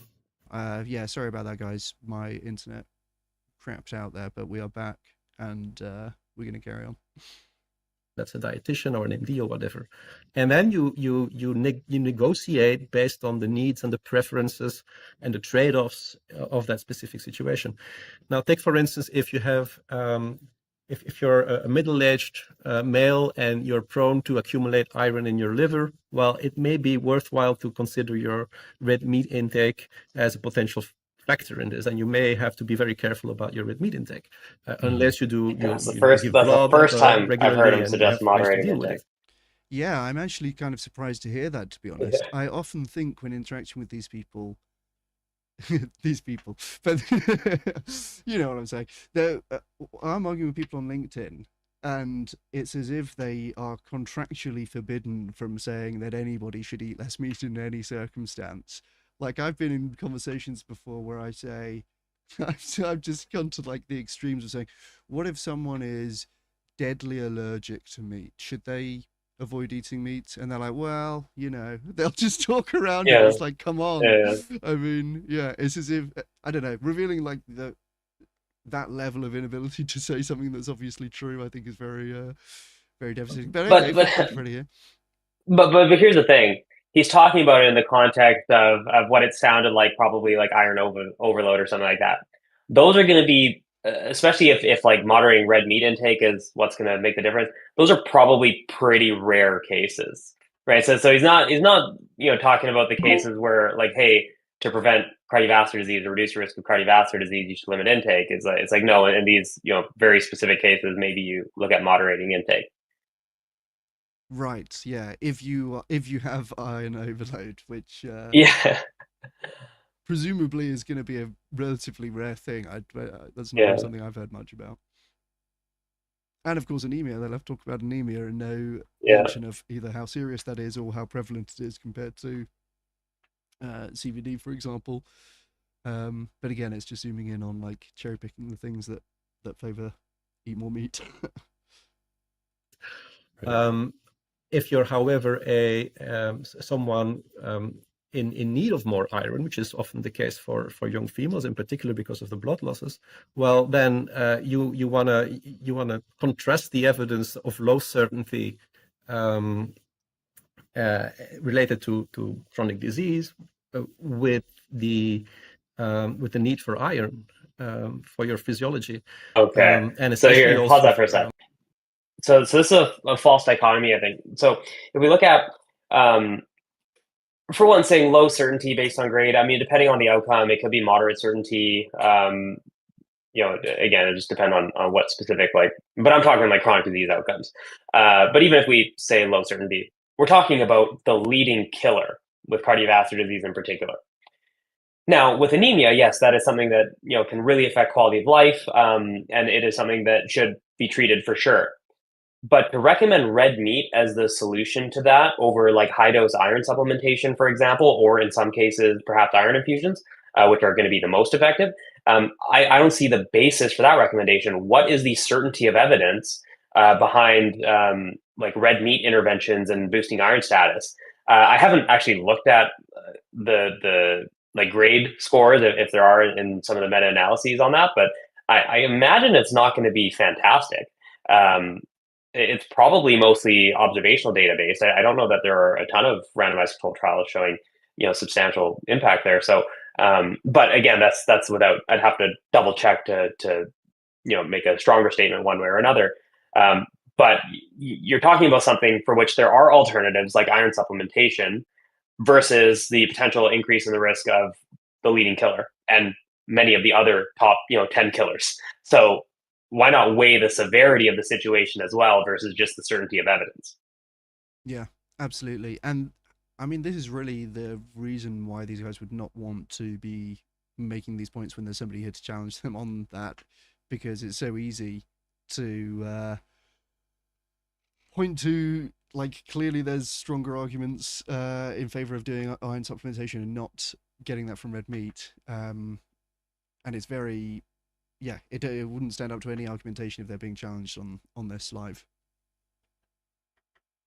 Yeah, I'm trying to see based on a recent meta. You can keep playing. I'm just checking to see if they have the grade score for this this latest meta-analysis on the topic. But go ahead, keep playing. Take that or evaluate this within the broader context of different health markers and all the other information your health professional will have access to. Yeah, and I spoke with Gordon Guyett last week, and so check out the episode before this, listeners. But we did get into this sort of evidence-based medicine and grade in particular. So in general, there's very low certainty evidence for a lot of these things. So you're saying to be cautious with being overly confident or prescriptive about this is what needs to happen, right? It's sort of considering all of the evidence in context. And then I hear in life stages, infants and young children is a really concerning stage, right? To try veganism. So 6 to 23 months, very consequential if nutritional needs are not met during that phase, in that period. But then you also have adolescents, you have women of reproductive age, so this 15 to 49 years of age. You have older adults that often have trouble eating enough protein and enough calories, so having more animal source foods can be helpful. So there's I think there's a lot of potential nuances in that discussion. So let's talk about the other side of things. Okay, now we don't need to go full carnivore, but when we think of omnivorous you can diets, stop here really quick. What? Just FYI, on the latest meta, they actually didn't do any grade scoring, so we can't tell you. But anyways, even on that, again, why not then work on educating people on where the things are that they might need to consider? Like, for example, caloric density, if you're talking about young kids, obviously protein intake, iron intake, B12 fortification or supplementation. Like why not educate on these things versus, again, just like fear mongering around it?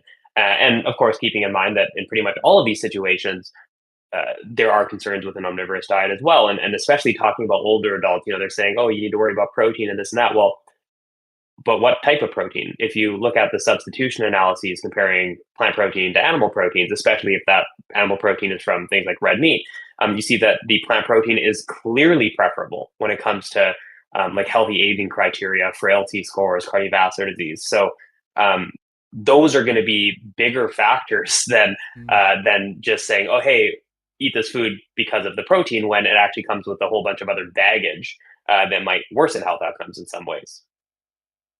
Yeah. Okay, interesting. Yeah,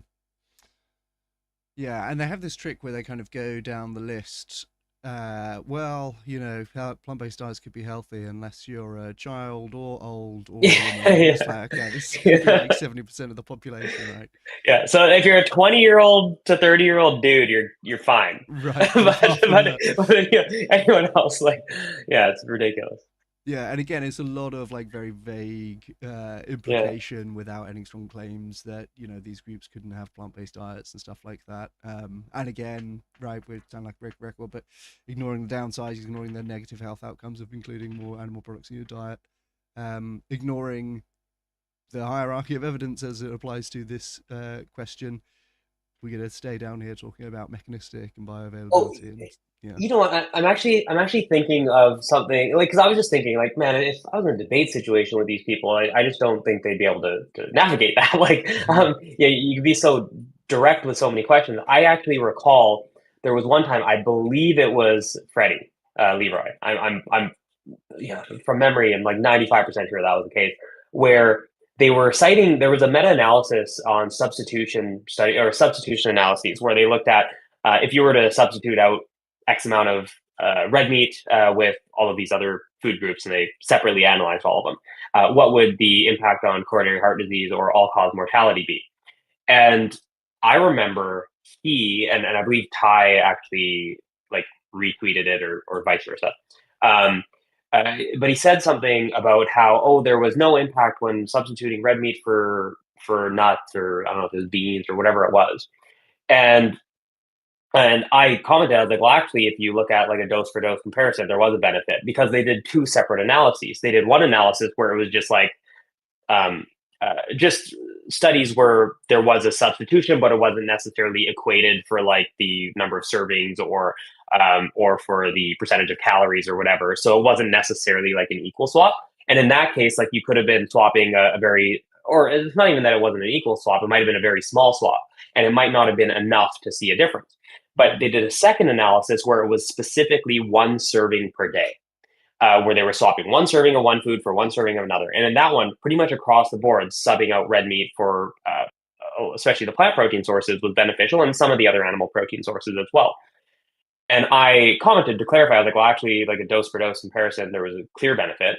And he like didn't get it, and he kept responding. He's like, no, this is what it says. This is what it says. I said, no, look at this table. You're citing the wrong table. It's this. And and then like there was some kind of like cope response. I can't remember because this was so long ago. But I remember I had to then ask him 2 or 3 times directly, can you admit you were wrong about that first claim? Like, I just had to directly ask him, like, hey, can you acknowledge that was incorrect? Because that's what they will never do. They will. Eventually he did, and then he still kind of coped and was like, oh, but it's like kind of right, like something stupid like that. But like that's the sort of type of pressure that I think needs to be put on them in these situations. Obviously, when they're talking to each other, they're just gonna go down the same kind of rabbit hole of whatever they want to talk about. But in like a debate scenario, I think that's probably one of the big reasons he doesn't do them. I think he would just absolutely fall apart in that sort of situation, just because it's so easy to address pretty much everything that they've said so far. Yeah, and it's so easy to say it when you're not being challenged, right? Yeah, no, I totally agree, and I'm really just still kind of smiling to myself in the knowledge of the thing that Ty Beal had said. Well, Freddie Leroy did this debate. It's like who didn't actually. So as far as we know, he's not done any. He's not done any live debates about any of this stuff, and probably would be wise to continue avoiding them. It sounds like it. Do you hear are people's biggest concerns about meat from a nutritional perspective, about meat and other animal products that you have sort of face like in a regular basis? Well, besides the health discussion, of course you quickly have conversations around sustainability, the environmental impact, sustainability, the ethical side of things is often mentioned, and And those are again very complicated discussions on their own. So that any of those three big debates around animal source foods, whether that's nutrition, environment, or ethics, are very complicated discussions. Mm-hmm. They're very contextual.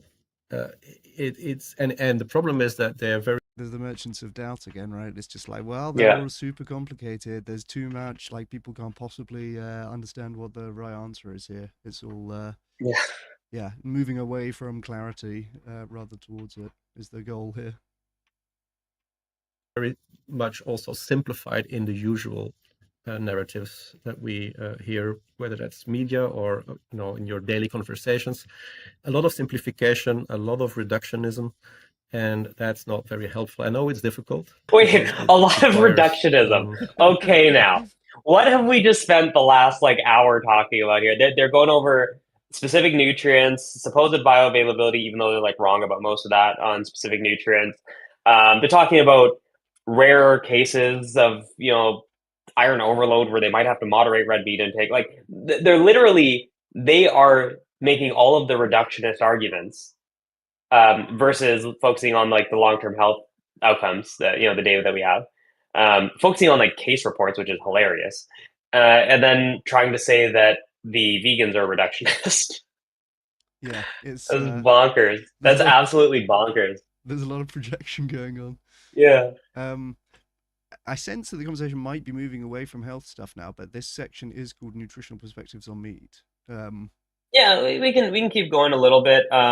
Processed meat, understanding the nuances. That's hilarious. That'll be a good one. Let's see how far, because I don't have a lot of time. So unless I really need to chime in, I'll try to just stay quiet, just to chime in. All right, the best part. No, we're here for your chime in, so Okay. Yeah. Whatever, we'll do as much as we can.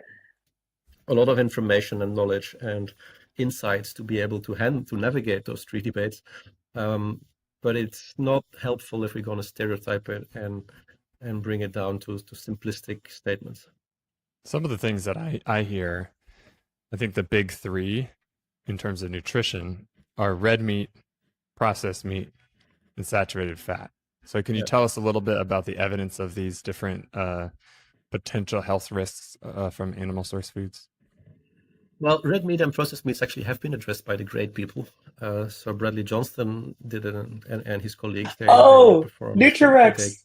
They did a series of articles on that specific topic, and they came to the conclusion that the evidence is indeed low to very low certainty, depending on what you're looking at. And then, importantly, they also had a paper specifically. Okay, let's pause that really quick. Let's just pause that really quick. I'll try to address it super fast. If somebody wants to go into great detail, Avi Bitterman made a YouTube series on the Nutri-Rex papers and went into insane detail on all of that. But basically, they did a couple things. They modified the grade criteria. So he's talking about grade. They actually changed it a bit in a way that would basically lead to downgrading the evidence. So they did I'm going to oversimplify here just for sake of time, but basically they looked at associations between red meat intake and a small amount of red meat. This is less than a serving a day. This was 3 servings a week or something like that, I think, and different health outcomes.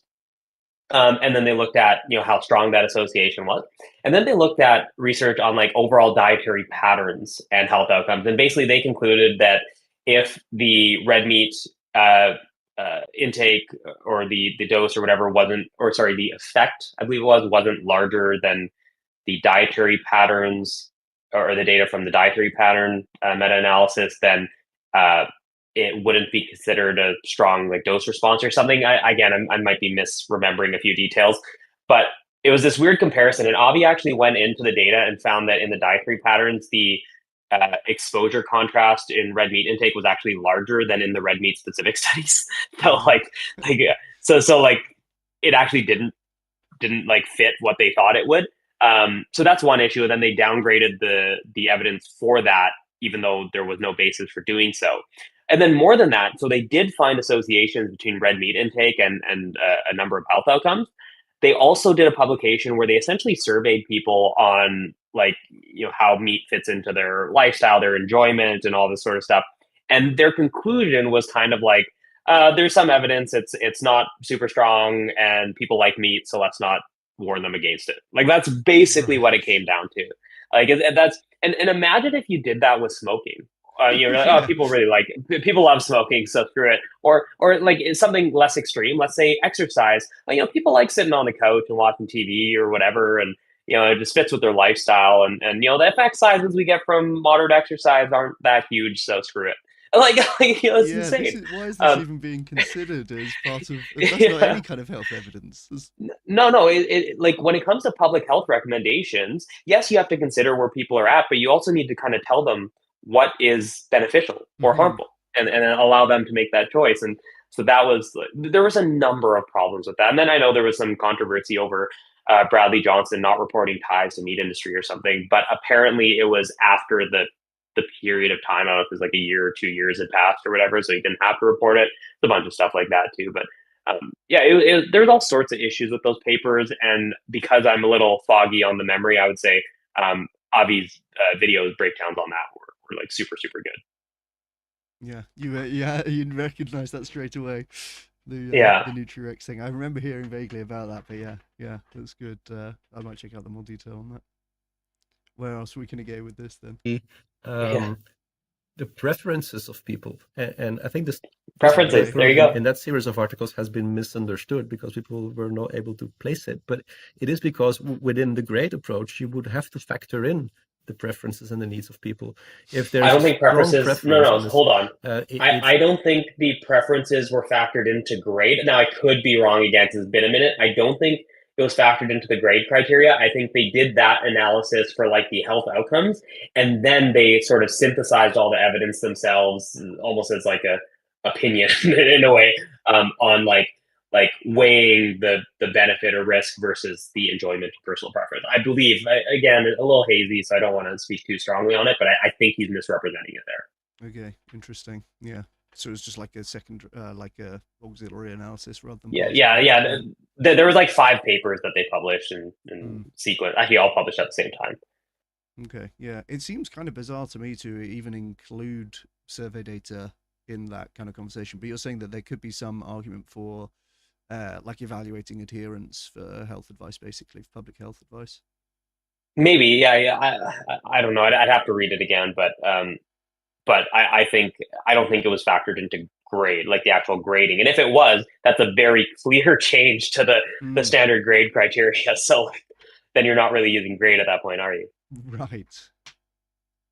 it's part of the deliberation, right? So if people really like meat and the evidence is of low certainty, then the conclusion of that process is that we shouldn't recommend a reduction of the intake levels compared to the current state of intake levels. Now, that statement, And of with course, some created a of whole controversy. when you correct for some of the issues with the dose response stuff, Avi actually did this. Some of them would have been rated as some of the findings would have been moderate certainty, not low certainty. Just to clarify. Hmm. I mean, this just seems like an insane consideration to have. Well, people really like it. Like that is not anything to do with whether it's healthy. Yeah, exactly like you say, Yeah. smoking, drinking. Like there's all sorts of things that people like. Yeah. This is that's mental. I've never heard this argument before. And the whole it escalated quite a bit actually, but that was the conclusion of that comprehensive review process and meta-analysis. Then saturated fat comes with similar polarized debates, where people have concluded that look, saturated fat and chronic disease outcomes, if you look at the quality of the certainty of the evidence, well, in most cases it comes out as neutral anyway, and it also No, depends let's on the stop that. context. Oh, maybe he's going to mention here, but it depends on what you're replacing. So if you're replacing refined carbohydrates with saturated fat, yeah, you're not going to see much of a difference. If you're replacing saturated fat with polyunsaturated fats from like nuts, seeds, and oils, it's very clear. And not only do we have like long-term observational data, we actually have long-term randomized controlled trials on this topic as well, where they've done it in long-term care facilities and stuff like that, where you can really monitor diet or, I mean, in the past, like mental hospitals and stuff like that. So yeah, we have really good data supporting the replacement of saturated fat for polyunsaturated fats. It's one of the topics I'd say that we have like the strongest nutritional data for. There you go. Let's see if he's going to take contention with that, or if it's more big gesturing.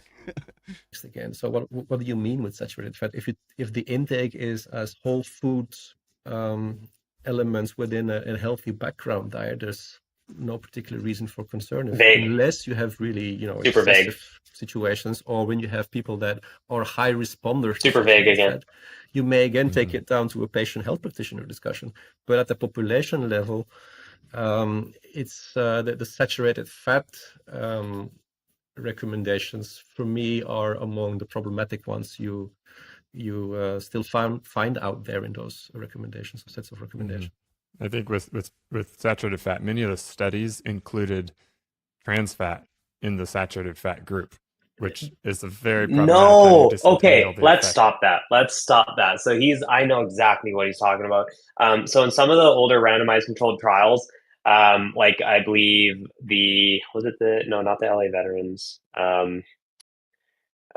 maybe the Oslo study, like they make certain assumptions that the control diet, the saturated fat diet, was confounded by trans fats, really with no good basis. But like sometimes they'll point out that, like in the Oslo study, for example, in the general population, trans fats made up X amount of the diet. Therefore, for some reason in this secondary prevention trial, and people who've had heart attacks are clearly going to be watching their diet afterwards, that somehow they were having the same amount of trans fats. Like there's all sorts of assumptions that take place, when in reality, actually, two of the studies that are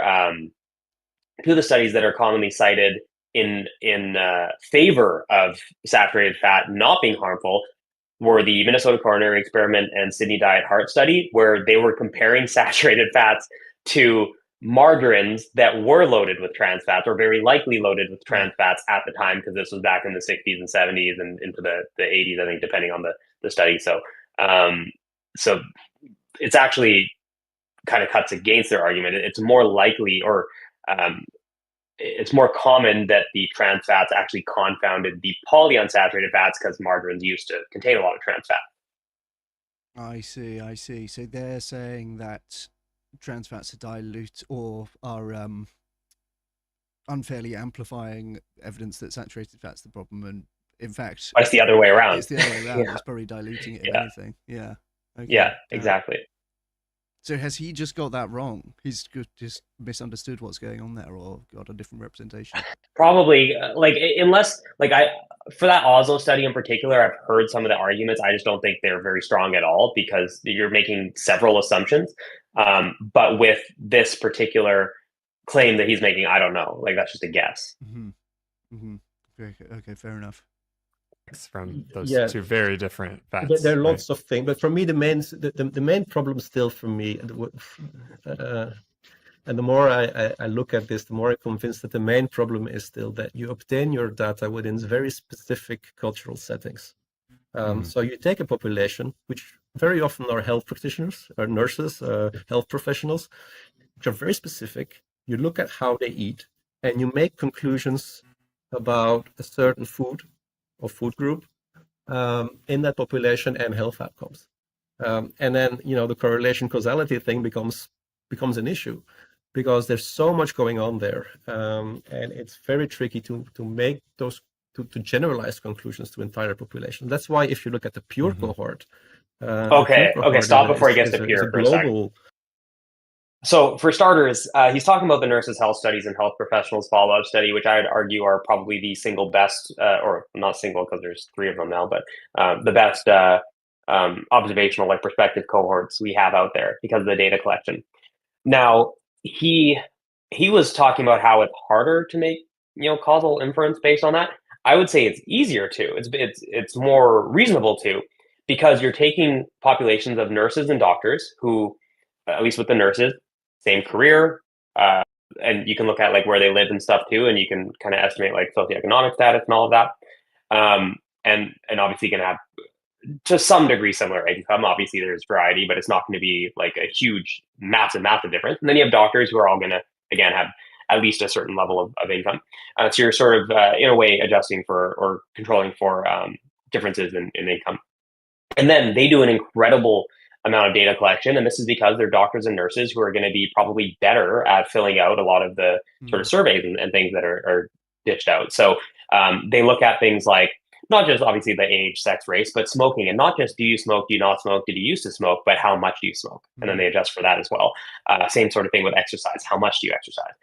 They look at hormone replacement therapy, menopause, perimenopause, premenopause. They look at multivitamin use. A lot of them don't. They look at like use of certain medications, family history, a bunch of chronic diseases. They adjust for diet quality.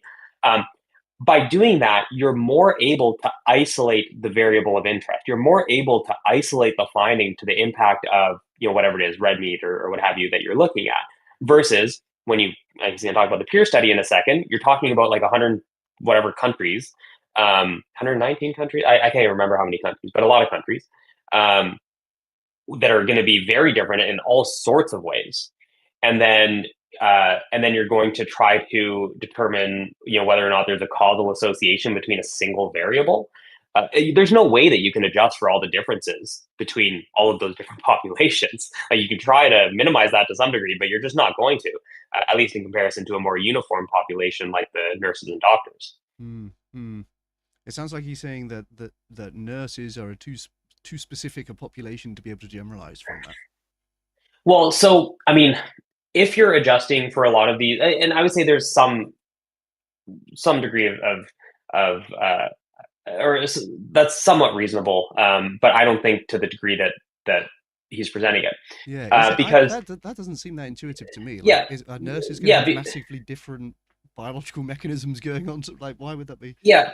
Like I can understand more so if you're talking about a specific race or something like that, where maybe there's some genetic propensity to certain things, whether it's like cholesterol hyperabsorption or whatever, or more likely to store ectopic fat or something. In those cases, you can make an argument. But for nurses as a population, I think you might be removing people of like the lowest socioeconomic status kind of tier, like possibly, so maybe it won't apply to them. I mean, health wise, it'll still probably largely apply to them, but as far as like access, the feasibility of implementing, these changes and whatnot certainly wouldn't apply. But what I just find particularly ironic is because he mentioned two things. He mentioned the generalizability, but he also mentioned the issues with being able to infer causality when he's about to mention the peer study, which we can let him talk about it, but there's so many issues with that one. Yeah, interesting. That his bridge there sounded a little bit fumbling, like he didn't quite know what he wanted to say about that. Yeah, that's what I think. I think he wasn't clear on what he's saying, and that's why we're like getting different kind of interpretations of it. Yeah. Let's see what he says about pure then. A study with all sorts of different countries from different places with completely different cultures, and interestingly, they find very different findings than than a lot of the Eurocentric or Eurocentric recommendations. Like whole grains come out as neutral, whole fat dairy seems to be better than low fat dairy, saturated fat associates with benefit rather than red meat again is that's not true either. So it's almost everything. You want to speak on that? No, okay. So basically they looked at a whole bunch of countries. I have notes on this somewhere, but I'm not going to pull it up right now. Looked at a whole bunch of countries, and basically, there were some countries where the level of poverty is very, very high. And like there were some countries where, no joke, their main protein source, forget about carbohydrates, their main protein source was white rice. Okay. Yeah. Like that's what we're talking about here. And so in certain, like when you sort of chart saturated fat intake and mortality outcomes, those with the lowest saturated fat that is going to be in low single digits are going to have higher rates of higher risk of mortality than those with, say, a moderate saturated fat intake because they're impoverished. Like that's going to be a big problem there. Now, in future publications or after that initial publication looking at like saturated fat, which, by the way, if you took kind of the midpoint, which is more in line with like we'll say a more nutritionally adequate diet, but also within recommendations, and you compare that to high intakes actually did appear to be a bit worse. So to clarify, but he won't mention that.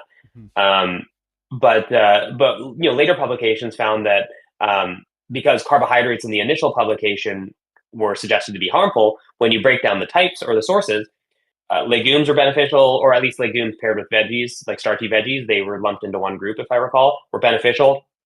Whole grains were beneficial. He mentioned neutral. I'm pretty certain they were beneficial, and white rice was harmful, but maybe it was more neutral. I'd have to double check that. But it really actually further once you look at like the what sort of populations you're comparing to, what the specific quality of the different foods was, or different macronutrient sources was, you find that the higher quality plant-based foods, like the fruits, veggies, the whole grains, the legumes, tend to be more favorable, and the refined grains, especially in those populations where they're eating almost exclusively refined grains, were detrimental. And there were several editorials published after this, like commentaries, responding to a lot of the issues with the peer study. That again, I don't think they'll bring up here, but they really dive into some of the like statistical issues and whatnot as well. Okay. Let's see if they do. Let's see if they do. Yeah. Upside down, and the reason may as well be because you're looking at a very different population group, and in some populations group you will find culture specific outcomes because of healthy user bias, because of what people believe, and what they have been fed as information, and the way they position their diets as a social way of, diets are extremely important as and just pause that really quick. Social signal.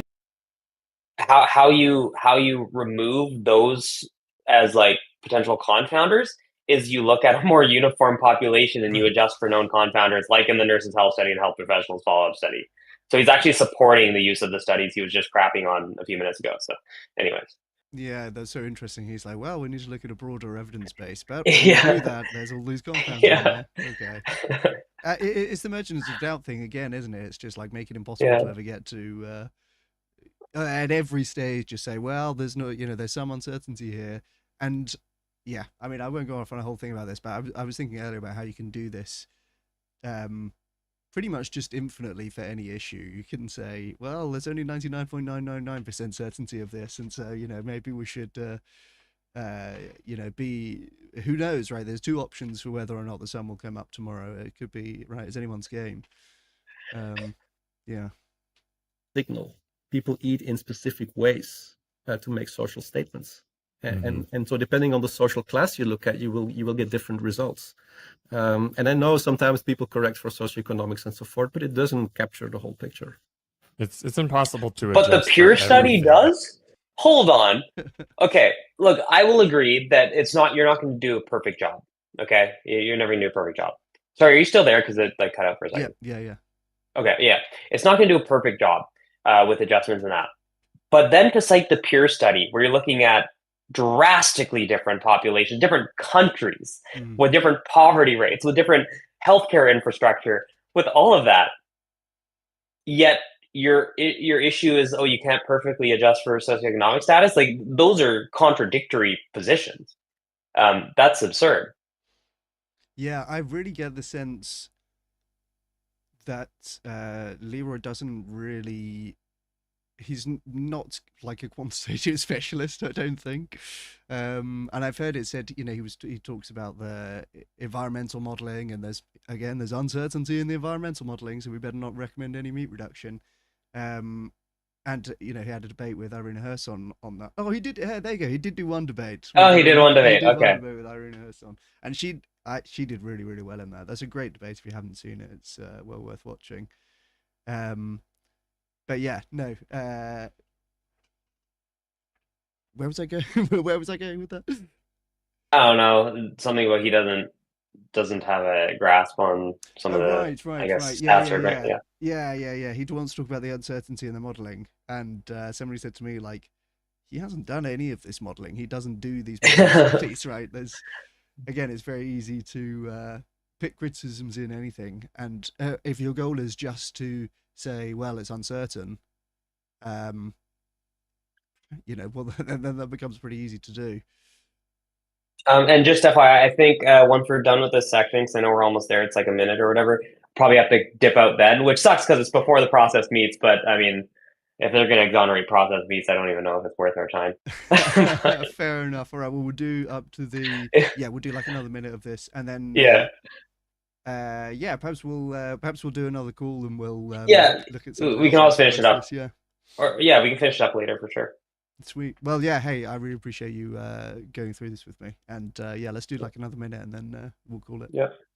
Out there, right? I think when I look at saturated fat, I think it's generally relatively neutral. And I think what you said, there are population groups that have elevated cholesterol and ApoB from saturated fat proportion of the population. So for those folks, it really could make sense to limit, but it's not necessarily applicable to everyone, right? Red meat, I think, really depends on the context. If you are low in iron, it's probably great to have a lot. If you're very, if you have plenty of iron, and you are prone to, like you Quick said, question or pause here. My question to him would be, okay, but what if you have high LDL cholesterol and you're low in iron? What would you think? Yeah, or sorry, yeah, I guess if that's the case, so like you don't want too much red meat, but then you want red meat. I wonder what he would say, because like he's equating those two essentially, right? He's saying that like, oh, in this case it's good, in this case it's bad, and the whole time he's been talking about how or they've both been talking about how like iron deficiency is this thing that you just need red meat for, or at least suggesting. They didn't say it's the only route, but it's the only solution they provided. I wonder if you pit those two ideas against each other, which one would win out? Yeah. Uh-oh. Mine's saying lost Oh, connection. Am I about to time out again? I don't know. I see you here. Unless the YouTube If I wrapped out. Let's see if you're still live. I see you're live. okay, So that's it good. still says you're live. Might be just I guess be this messing up. If I do a timeout, that's I'll sign we're to pretty much call at it, the end but anyway. yeah. Yeah. Let's see Okay. if I click play if it goes. There's some sort of problem with the player here. Okay, I can do it. Oh, you can? Yep.